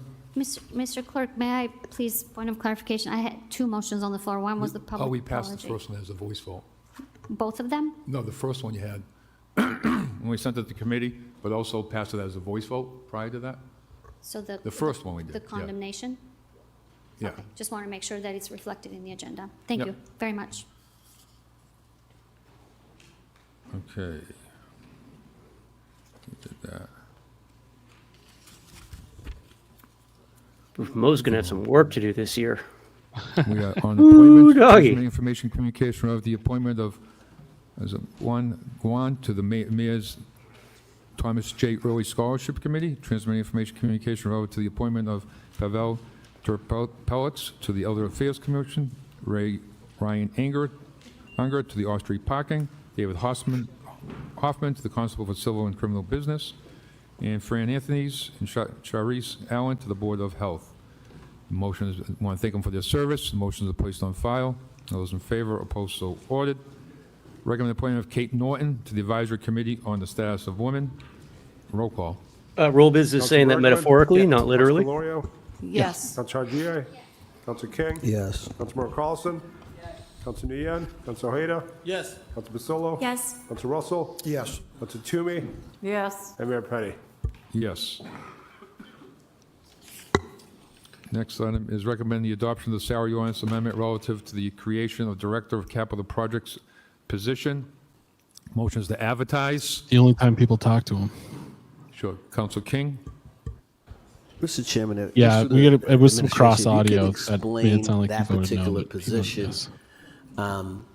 juxtaposed with a city planner. Like, And roll biz, Bill what is did the pop in to overlay confirm that it was a petty on an yes. I think we were getting intersection cross screen those between his titles? audio and I was the Facebook feed. There's a little bit contemplating of whether or delay, not so it sounded I like he was gonna saying no to request something At else some point in the future. in Bill's audio, which consideration made it for sound like a he said no. Official city planner for the city of Worcester. But if you could kind of just explain the differentiation through the chair before I take this vote. Mr. Manager? Yeah, Council, to the chair, to the council. This position is focused on the vertical architecture of the city. Spends a lot of time in designing and working with We should pop back to project Bill, see if he can get construction any interviews out there. Vendors related to the new high schools. This position is a current position. We're just restructuring how are we looking out the there? title of that position within Oh, the maybe the current hotel department. garden. So it's an existing person. He's been doing it for many years. Done And my the Bill's work just getting of drinks. all the new high schools, new schools that we do. We're just restructuring the actual title of the role. But it's the differences of planning department. The planning department or the planning official focuses more on an urban perspective in a holistic matter. This is particularly focused on buildings and vertical construction. Okay, thank you so much. Okay, roll call. Councilor Bergman? Yes. Councilor Gloria? Yes. Councilor Ajay? Councilor King? Yes. Councilor Carlson? Councilor Nguyen? Councilor Ojeda? Yes. Councilor Basillo? Yes. Councilor Russell? Yes. Councilor Toomey? Yes. And Mayor Petty. Yes. Next item is recommend adoption of an order to accept a public art easement and an order to accept the gift of mural with the Worcester Natural History Society. Roll call. Councilor Bergman? Yes. Councilor Gloria? Yes. Councilor Ajay? Councilor King? Yes. Councilor Carlson? Councilor Nguyen? Councilor Ojeda? Yes. Councilor Basillo? Yes. Councilor Russell? Yes. What you got out there, Bill? And Mayor Petty. Yes. Transmitting I'm gonna information, unmute you. communication of the Worcester Mobility How's it- Action Plan. How's it looking out there? Oh, Send that lost to traffic and parking. Those in favor, opposed, so ordered. Next item is transmitting information, communication of the feasibility of installing pole attachments to fire hydrants in the city. Send that to public safety, or we can file it once it's public safety. Hey, Bill. Those in Hey, favor, to I'm public gonna go safety. get a Those towel in in the favor, line if opposed, he so wants to. ordered. Great. Wonderful. Can we go back to mobility? Tell. So We Councilor drop Russell's asked that we audio go on back the to meeting. mobility. All those I in wouldn't favor, want opposed, so Mr. Rowley to be yes. sitting. Oh, not yet, fellas. All right. We'll be Just ready. Put the audio back on. Mr. Chairman, with this mobility, is this something that belongs in traffic and parking, or is it something that belongs in public works? Because how you is it doing? design of streets going Not forward? bad. By the way, Mr. Chairman, This flannel? I don't know. They pulled out of a dumpster, dog. Go to the Goodwill. Yeah. It's fine over there, and it just needs to fix the bumps. Yeah. Commissioner? Thank you, Mr. Chair. So the Mobility Action Plan is a broad-focused plan that looks at the transportation needs of the city. It's an offshoot of both the Green Worcester Plan and the Worcester Now Next Plan. I don't want to apologize. A plan that was developed actually in conjunction with the two departments. So DTM co-led the effort along with the Department of Sustainability and Resilience. And it does take a broad look at everything involved in transportation. So it looks at infrastructure, it looks at policy, it looks at practices. There might be some But very upstairs, much at fourth the policy floor. level, the more specific, really project-focused Yeah. items would be things that would I don't know. grow Fourth out of floor, this there's like initial rows. planning effort. Yeah, Is if this you go up something these that you think, staircases here. would fall more I'm gonna try to into talk the to itself. dealing with the construction of the road? Bill, do you and Brad or share a coat? Actual, parking Yeah. spaces and speed wanna say limits hi? and kinds of things that are done. Nah, he with doesn't it, want to say hi. He or doesn't you want think to the say hi. Coward. committee should get it Yeah. and have meetings as they see fit on it. Through the chair, it's difficult to say because honestly, it touches so many different committees. You could make an argument that it touches economic development. You could make an argument that it touches public health. It's really It's too a popular, broad-based a little plan, bit. much like the Now Next plan was. All right. So, Mr. Chairman, may I make the motion that it also goes to public works? So What if we do? Completely made South Mom. You're absolutely right. Traffic and park at the same, so it's not, they're not going to one to the other, the combined meeting if of the Councilor two Gloria committees. likes that idea, I'd be for it. Okay, That's fine. okay, we'll do that then. All those in favor, opposed? Yeah, we'll switch over to audio. She They're walked gonna back. have a combined committee meeting? Traffic and She parking? walked back public into the works? chamber on me. It was Totally forgot. worth a shot. Okay. You know what? What- Storm in, Bill. On Get in there. What if I can? 9.26A, What transmitting if I information can- communication idiot. of the fiscal year I feel so 2025 slighted. fiscal year update. Send that to Mo. Those in favor, opposed, so Yeah, ordered. there's no reason for me to still Transmitting be in there, information though. I'm gonna keep. communication of the third quarter tax bill delay. Yeah, wait out there for So if that one, we'll send that to. I'll for stream- opportunities. Those in favor, I'll opposed, stream so whilst ordered. watching. Chairman, Oh, There you go. before doing so, I was Mr. I just Councilor want to Russell? ask Mr. McGurthy, what was the problem with the tax bills? How they? That was a And where are they being printed fucking and why? are crazy they being display, printed? though. 'Cause I think I know the You got it answer. right that it's 9-2. It was a 9-2 vote to apologize. Mr. Chairman, so Uh, the council goes through the tax rate process every year. with the goal that we Yeah, but Main South Mom was right. tax It's bills only to when the printer Ojeda to January 1st. kind of talked through it, Prior to January it gave them the out to vote for it. Right. And he's right the way that he explained it, but they wouldn't have voted for it if he didn't. Always hit that target, thanks to kinda the work hit of the that. council, thanks to the kind of effort of the team at A&F and the kind of relationship Yeah. we have with the printing company. Yep. Unfortunately, this It's, year, the printing um, company we use is called that TNT. was They're out of the something else. Northwest. There's two related things there. I pulled something out, actually made a note of something King had said earlier, and just in reference to what South Mom just said about Joe creating a hostile environment. Part of King's statement was just directed at Joe that, fixing a lot of this creates relationships, or really requires relationships. wrong. And I think that's actually Joe's fatal flaw when you get down to it, is that in his mind, like the relationships all exist because they're all buddies outside of here, and doesn't realize how much the city has just moved past a time where it was a room full of like the random people from one side of Park Ave and the other side of the Park Ave who all hung out together. The few people that got along enough to serve together but walked in the door every night, essentially agreeing on everything. And it's kind of, I mean, it's oddly sad in a way if you think about it in that context, that just how out of his depth Joe is, because he doesn't realize, kind of like Candy, right? I mean, there was a time where Candy was considered like a progressive in the city, right? Like, but you stood still as the world moved past you, and you know, whatever. It's kind of tragic in a weird way, because I think Candy gets that, and you know, just biding their time. I don't think Joe is self-aware enough to realize that this isn't just a go along, get along group of people who are going to direct the city based on their whims, because nobody else is going to show up. Yeah, it's they have to actually do politics now. What does that mean? Could you failing explain Through the that? chair, it's either Washington State. They're all or really Washington. bad at I'm it. not sure which state.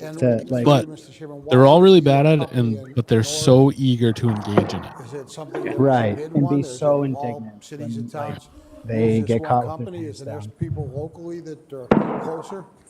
Through the chair, they won the bid. I love that footnote, Yenny. My favorite being Fiorello LaGuardia. I mean, like, probably the greatest Republican progressive there ever was, fighting for the rights of Italian immigrants to be able to sell vegetables out of push carts in New York. And we named a fucking airport after him. Yeah, progressive isn't a political leaning; it's an ideology. But yeah, I mean, that's the thing is, King just made, it was a passing statement referencing, you know, the need for relationships, and those don't exist in that room anymore. They don't exist in the city in a lot of meaningful ways either. How much It's roughly Right. does this company get paid for this? Ballpark. Through the chair, that's a good question. I'd have to go confirm. Okay, I'd like to see Oh, a report. I think I'd I like to lost see it.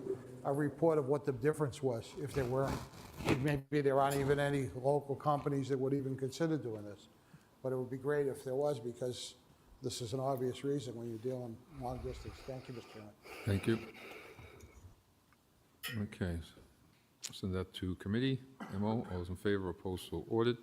Transfer information communication relative to the borrowing for DCU Special Tax District in accordance with the Massachusetts General Laws 422 of the Acts of 2006. Send that to MO. so, Sally. I mean, that's Opposed, so actually, there's a stat that hit me during this presidential cycle that really stuck out to me. That, you know, if you go back roughly 40 years ago, 70% of Americans, Mr. Chairman. Just regardless wondering, of is there political any sort orientation, of, agreed that the other 30% of the country technology, had the country's best interests at heart. presentation And that needs to be stat has attached to flipped this, or now, it where cannot be done it's in only committee, just 30% with the of the country believes the other end of the political spectrum has the country's best interests at heart.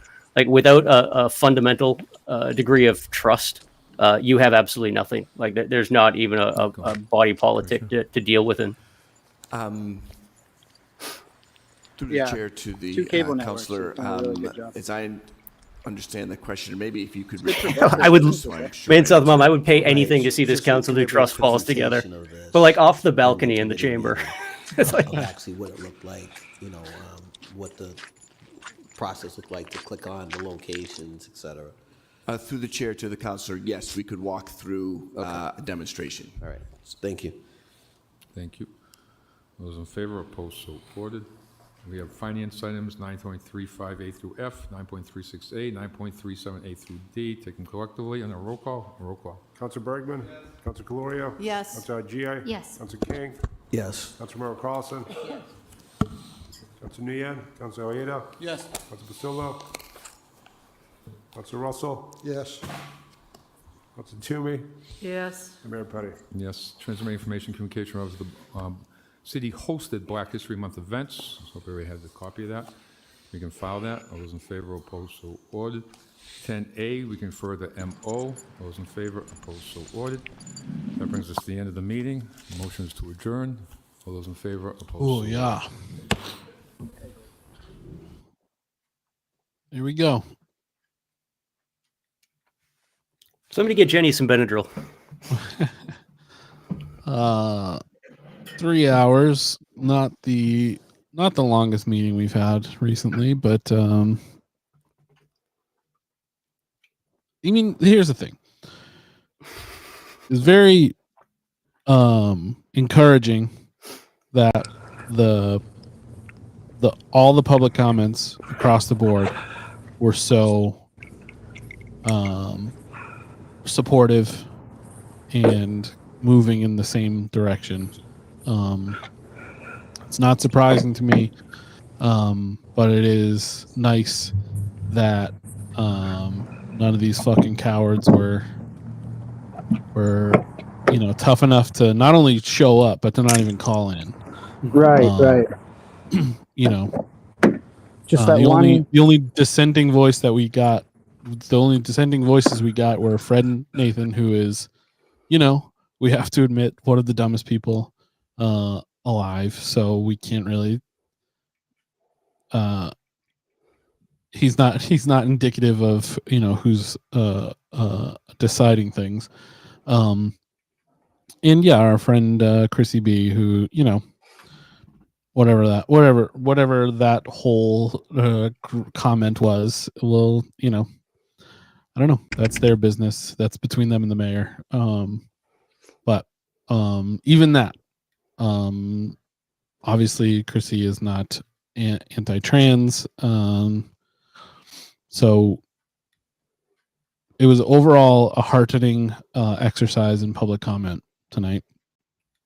Obviously, we would, if we looked at the Facebook comments, we would see, about probably 5 or 6 people on probably 12 profiles, because they're using their burners too, saying unbelievably vile shit.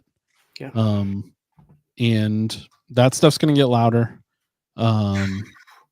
That stuff is louder today than it would have been last week. It's louder this month than it would have been 6 months ago. There's obviously, we can't ignore the context in which this is all happening. But we don't have to engage in that either, that framework.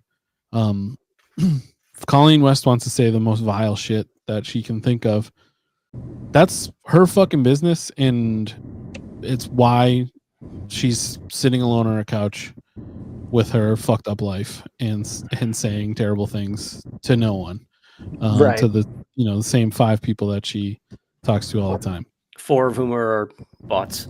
Right, exactly. But if you come in contact with it, you check it, tell her she's a piece of shit, and then keep it fucking moving, because it's not worth engaging in it. No, just you ask don't her if have she's gone outside today. right. Colleen, have you gone outside today?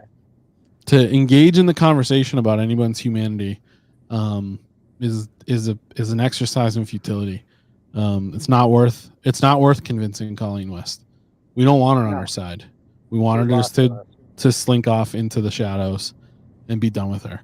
The only reason to even say anything to her is for your own sake, your own soul, so that you're making sure that you're standing up for people when they need to be stood up for, and for the people that it affects, so they can see that we're not backing down from this. We're not standing idly by while these attacks happen. It's important. It's important to stay, when somebody says something fucked up, is to say it's fucked up. And yeah, most of the time we see it, it's going to be in shitty comments online like that. But it happens in real life too.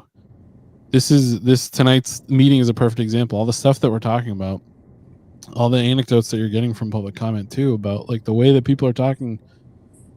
These are scenarios in which they think that they're not being hateful or hurtful. And probably a lot of times when they say something that's not that cool, people brush it off because it's easier to assume the best instead of having like a discussion about it. But I think it's important to start doing that a little bit. Not arguing, not if someone's being hateful, then whatever, let them be fucking ignorant. Just make sure they know that you feel differently so that you can't get co-opted and co-signing their bullshit. But people need to know that if you're around us and you try and harm trans people, we're going to harm you. We're not going to stand for that shit. That's right. We're gonna back up our people. We're gonna back up everyone.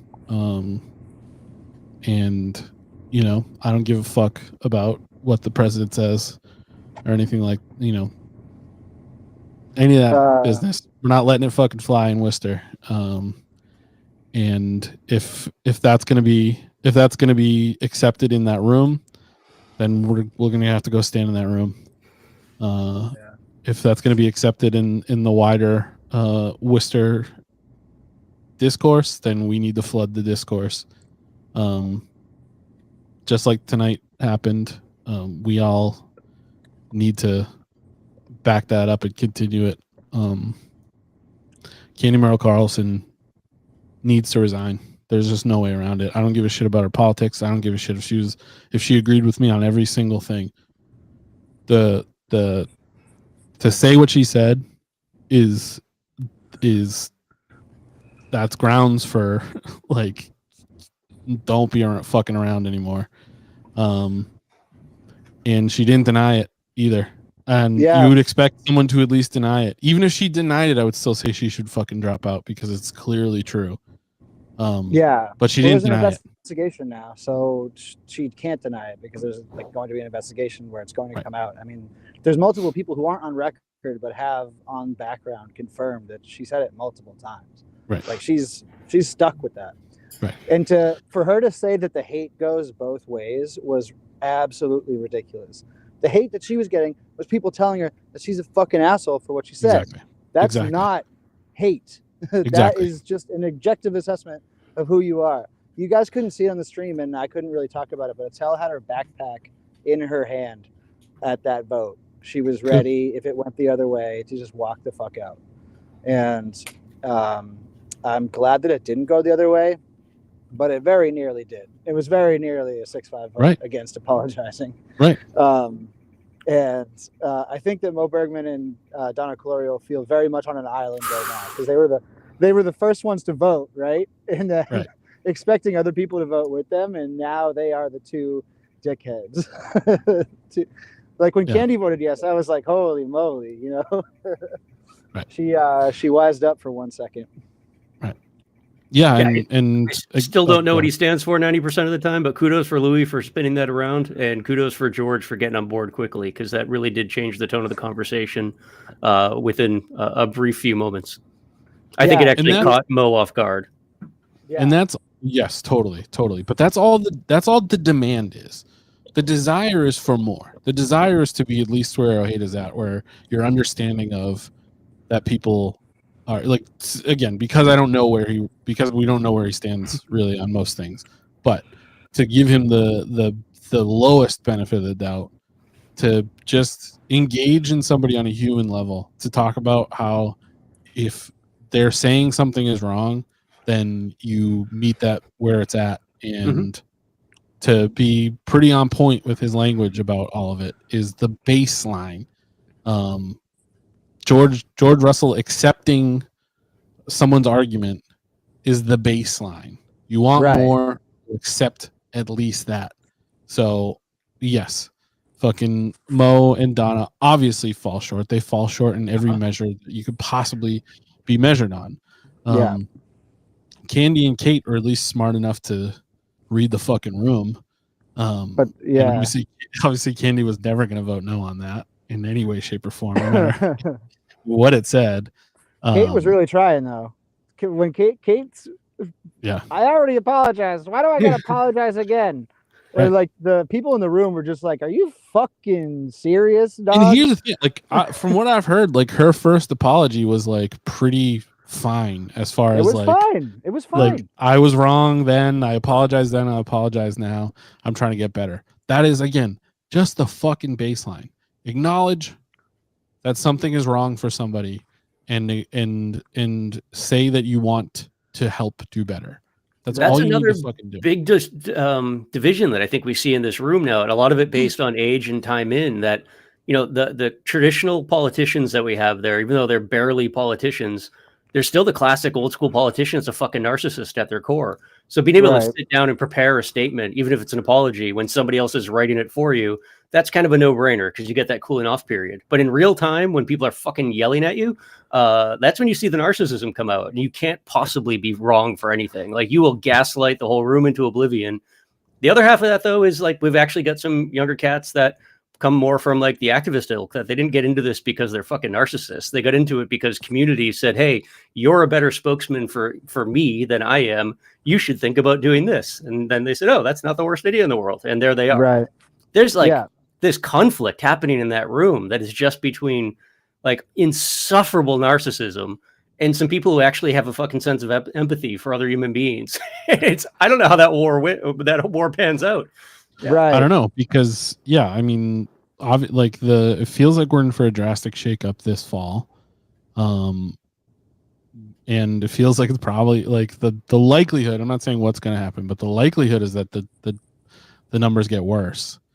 And so I think I guess it's important to see what the fight is between now and then, because I think it could inform what the race looks like.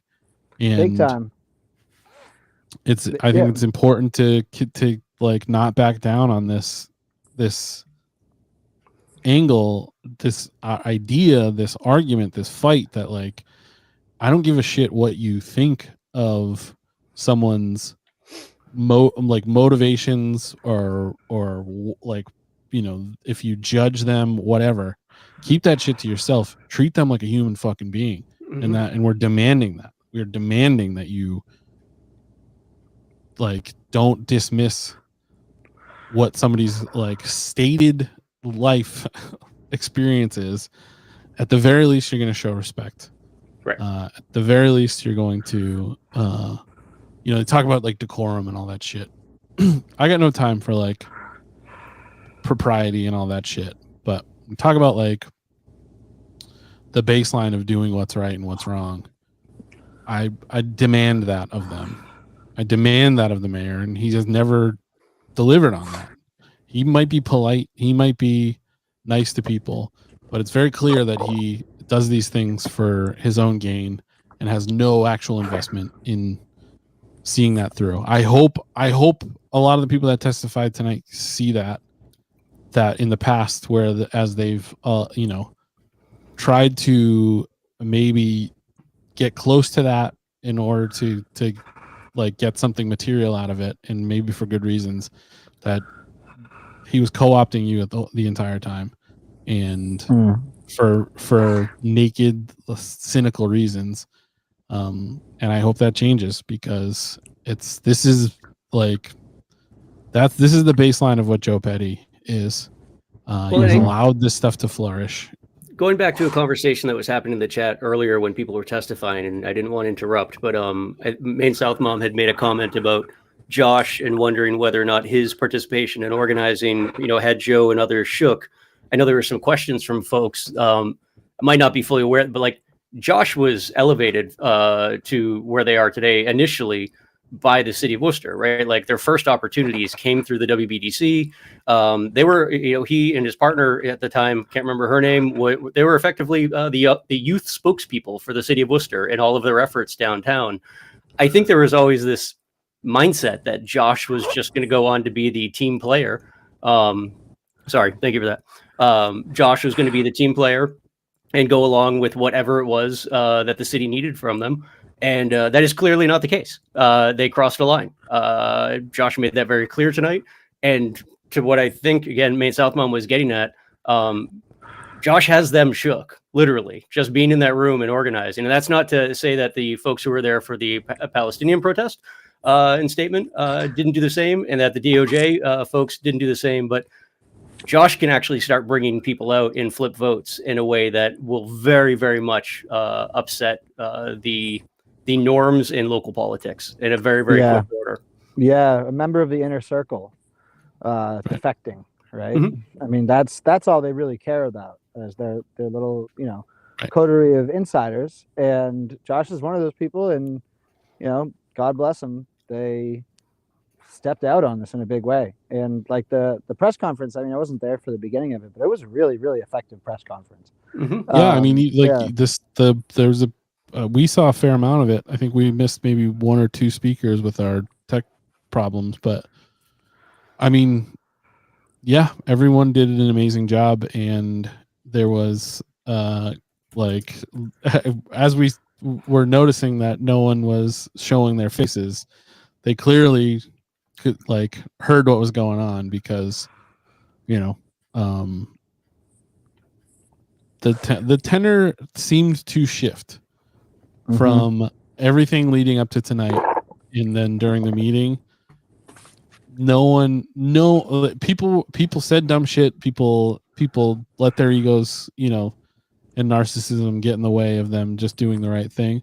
But the tenor shifted for sure in the comments. Yeah. Yeah. It was obvious to everyone but Mo and Donna that they were losing in a big way. And like Kate standing up to say what she said was like her reflexively wanting to oppose something that Attell puts on the table, but not being able to find a way to rhetorically do that at all. So it amounts to just like a hissy fit. But like, what, do you want me to apologize twice?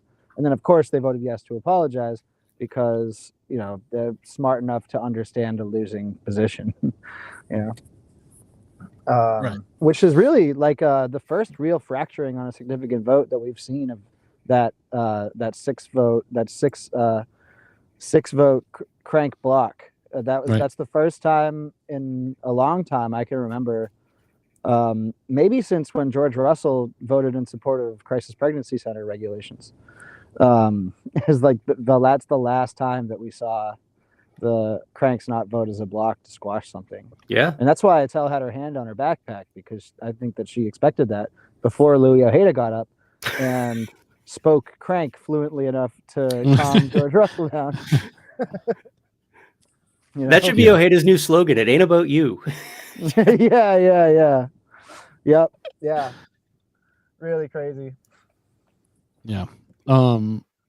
So, you know, I hope that this is I hope that it is the continues to be a, you know, a shift in at least their fear level at the very least.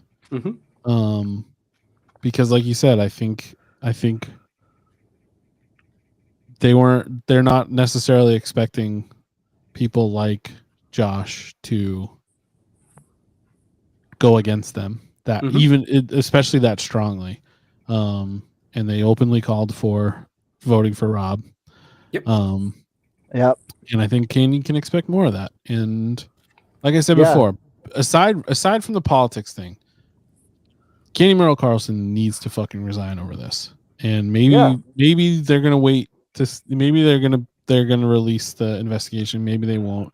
Maybe she's gonna try and, you know, fight it off. I'm sure she will. She turns everything into some, you know, MAGA bullshit fucking style fight of calling things divisive when they're just criticisms, and accusing people of playing politics when they're just saying that they don't like something that she did.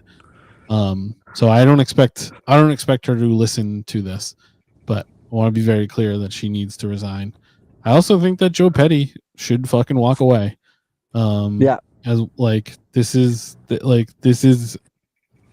should be a big deal, and there's a lot of fucked up people who will fight against it, who will take it into as a head-on fight, and will fight against, you know, any accountability for just to have a fight with, you know, the queer community and folks allied with them.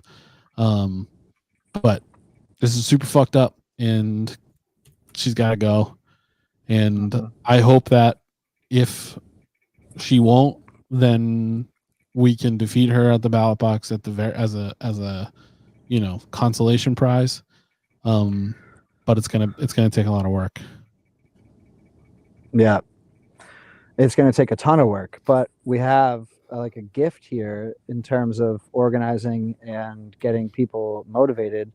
The two things: they voted to support a genocide. They voted against a ceasefire, and the way that they handled this, like, legitimately, Candy Merrill Carlson used a slur, and the way that they've handled it since invited Worcester to become Fox News fodder. They perpetuated a story that Like when Joe was talking about all the transphobia coming into their inboxes, like, Joe, you invited that. Right. You did that. You caused it. You and Yeah. Candy did that. Yeah. And it's your fault. And if you can't see that, I severely question your intelligence. But the fact that you're not saying that it was your fault, you know, you're going to pay for that. You didn't. He did this bullshit line about how he's never been rude to anyone and he's never allowed hate to come home to roost here. And it's like, brother, this past week has been you doing exactly both of those fucking things. Right. Crazy. Yeah, beyond creating the conditions in which it can flourish, you literally caused it to happen by releasing the statements that you did. Yeah. And gave like normal people that want to be fucking bigots, but don't want to use like the words that like a Red Metro or a Colleen West did. Joe Petty threw out like chum in that fucking water when he was like, 2 doesn't show up to meetings. Which is like the way that everyone else that doesn't want to say the bigoted stuff out loud has taken to expressing their disdain for right, people that have no fucking clue what committees people work on, have no fucking clue who shows up to meetings, have never paid attention to a meeting in any way, shape, or form, are all of a sudden so concerned that dude doesn't show up to work. Like, give me a fucking break. And yeah, it's expected for shitty people to act shitty. But what we don't have to accept or expect is for the mayor of this fucking city to be the one driving that train. Exactly. Like, no, fuck that shit. And somebody said it in the comments earlier, and I completely agree with this. And I'm behind it wholeheartedly. Cancel every invitation for them to show up to your event. Do not allow it. Do not let them co-sign. Like, do not give them. That's all they fucking want, is a little bit of shine to be able to show up to an event and smile and glad hand everybody. Do not allow it. And if they do show up to an event you're at, call them out. Make it a problem for them for being there. Mm-hmm. Ask them why they're there when they are such an asshole. Like, oh, one more thing. How is this Candy voting yes to apologize too? How's that going to play with the Piccolo crowd? How's that going to play to her base? You know? Yeah. Horribly. They've been frothing at the mouth. They've been loving it. They've been telling Candy to go harder. Right. You know, they're throwing it around like it's like the new funny thing. It's the new hot thing. They're relishing in the bullying that Candy was doing. Candy tried to bully a little bit tonight, didn't have the stones to take it all the way, and then votes yes in front of everybody to apologize to too. This is a crowd horribly. Yeah. To them. It's a crowd that does not take well for anything that they view as performative, even if they know it's performative. I mean, that was where things went sideways for Steve Sargent was in 2020 at Christian King's rally, Black Lives Matter rally. That was the night that Steve Sargent took a knee with a crowd. And I mean, he got lit up internally. I mean, that's really what kicked off the Facebook group that Cipro and Petroni start when it went public and just became a bitch session for. I mean, they basically made him apologize in-house for turning his back on. And again, it was like totally performative. Like we know damn well of all guys that like he was just tired, wanted to get down on one knee because he didn't have a chair available. But they still wouldn't accept that. Like you dared to do something performative in public. Yeah, Candy will get beat up for this. Yeah, good. Yeah. Let them meet their own. That is that's how you start losing, is when that starts happening. So let's invite it, you know. Yeah, let her spiral. She is not a disciplined person. She is not good at this stuff. Let's spiral her out. Yeah.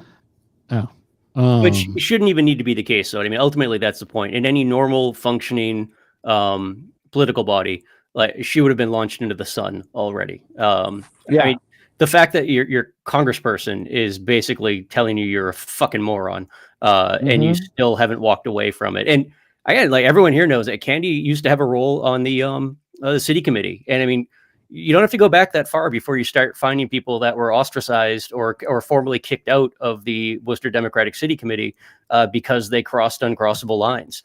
And again, this is where I think there is something just weird and nuanced there about staying in the same spot for way too long. I don't think Candy's even aware that you're now literally the person crossing uncrossable lines. And yeah, you should be gone. You should be excommunicated from even in that group that you put in a lot of work for, but you're just not welcome anymore. Yeah. Yeah. We gotta pull up that picture of Candy, Kate, and Donna in the Kenta cloth. That I am writing that down right now. That's the header image of my next post, 100,000%. Oh yeah. I gotta drive home though. Yeah, So- no, I think we leave it there for tonight. Thank you everybody for hanging out, for joining us tonight, for staying in the chat, staying strong in the chat. Thanks for everybody that showed up in person and also called into public comment. Thanks for recognizing my sweater. Yeah. Yes, Calling that absolutely. one remotely. That I'm impressed. Most importantly. So we hugely appreciate it. We love you guys. Make sure that you're subscribed to Worcester Sucks and I Love It. BillShaner.substack.com, WorcesterSucks.email. Follow at Worcester_sucks. Bill, where's the best place for people to get the podcast as well? Same place. It is a subsection of the same website. But you can also find it on Spotify and Apple Podcasts and YouTube and something called I can't even remember what it's called, but it's there Cast. too. I can't believe you don't know that. Pocket Cast. That's what I use. Pocket Cast. I laugh every time I see that. That's a good one. Pocket Cast. It's a very popular app. Everyone knows it, especially Everyone knows it. Everyone loves it. Make sure that you're following us here. Please subscribe. We love doing this show. We love having everybody here. And we love to be able to do this every week. And we appreciate everybody so much for helping us do this. So, if you have Amazon Prime, if you're not using your free subscription, throw it our way if you feel like it. Follow Wootenity Comedy. We got a few shows coming up. We're getting ready to announce a bunch of stuff for the spring, but Hot Dog's coming back. We're going to be at Coney Island on January 31st for our first hot dog of the new year. We have a new resident hot dog, Logan O'Brien. He'll be at every hot dog show throughout the year. And we're going to try and get him to quit comedy because that's what all the 6 other resident hot dogs all quit comedy after their year on the show. So should be fun. A lot of other stuff coming up. Thank you everybody. Once again, we love you, chat. You guys are the best. And we'll see you next Tuesday. Yeah. Joe. Goodbye. We love you.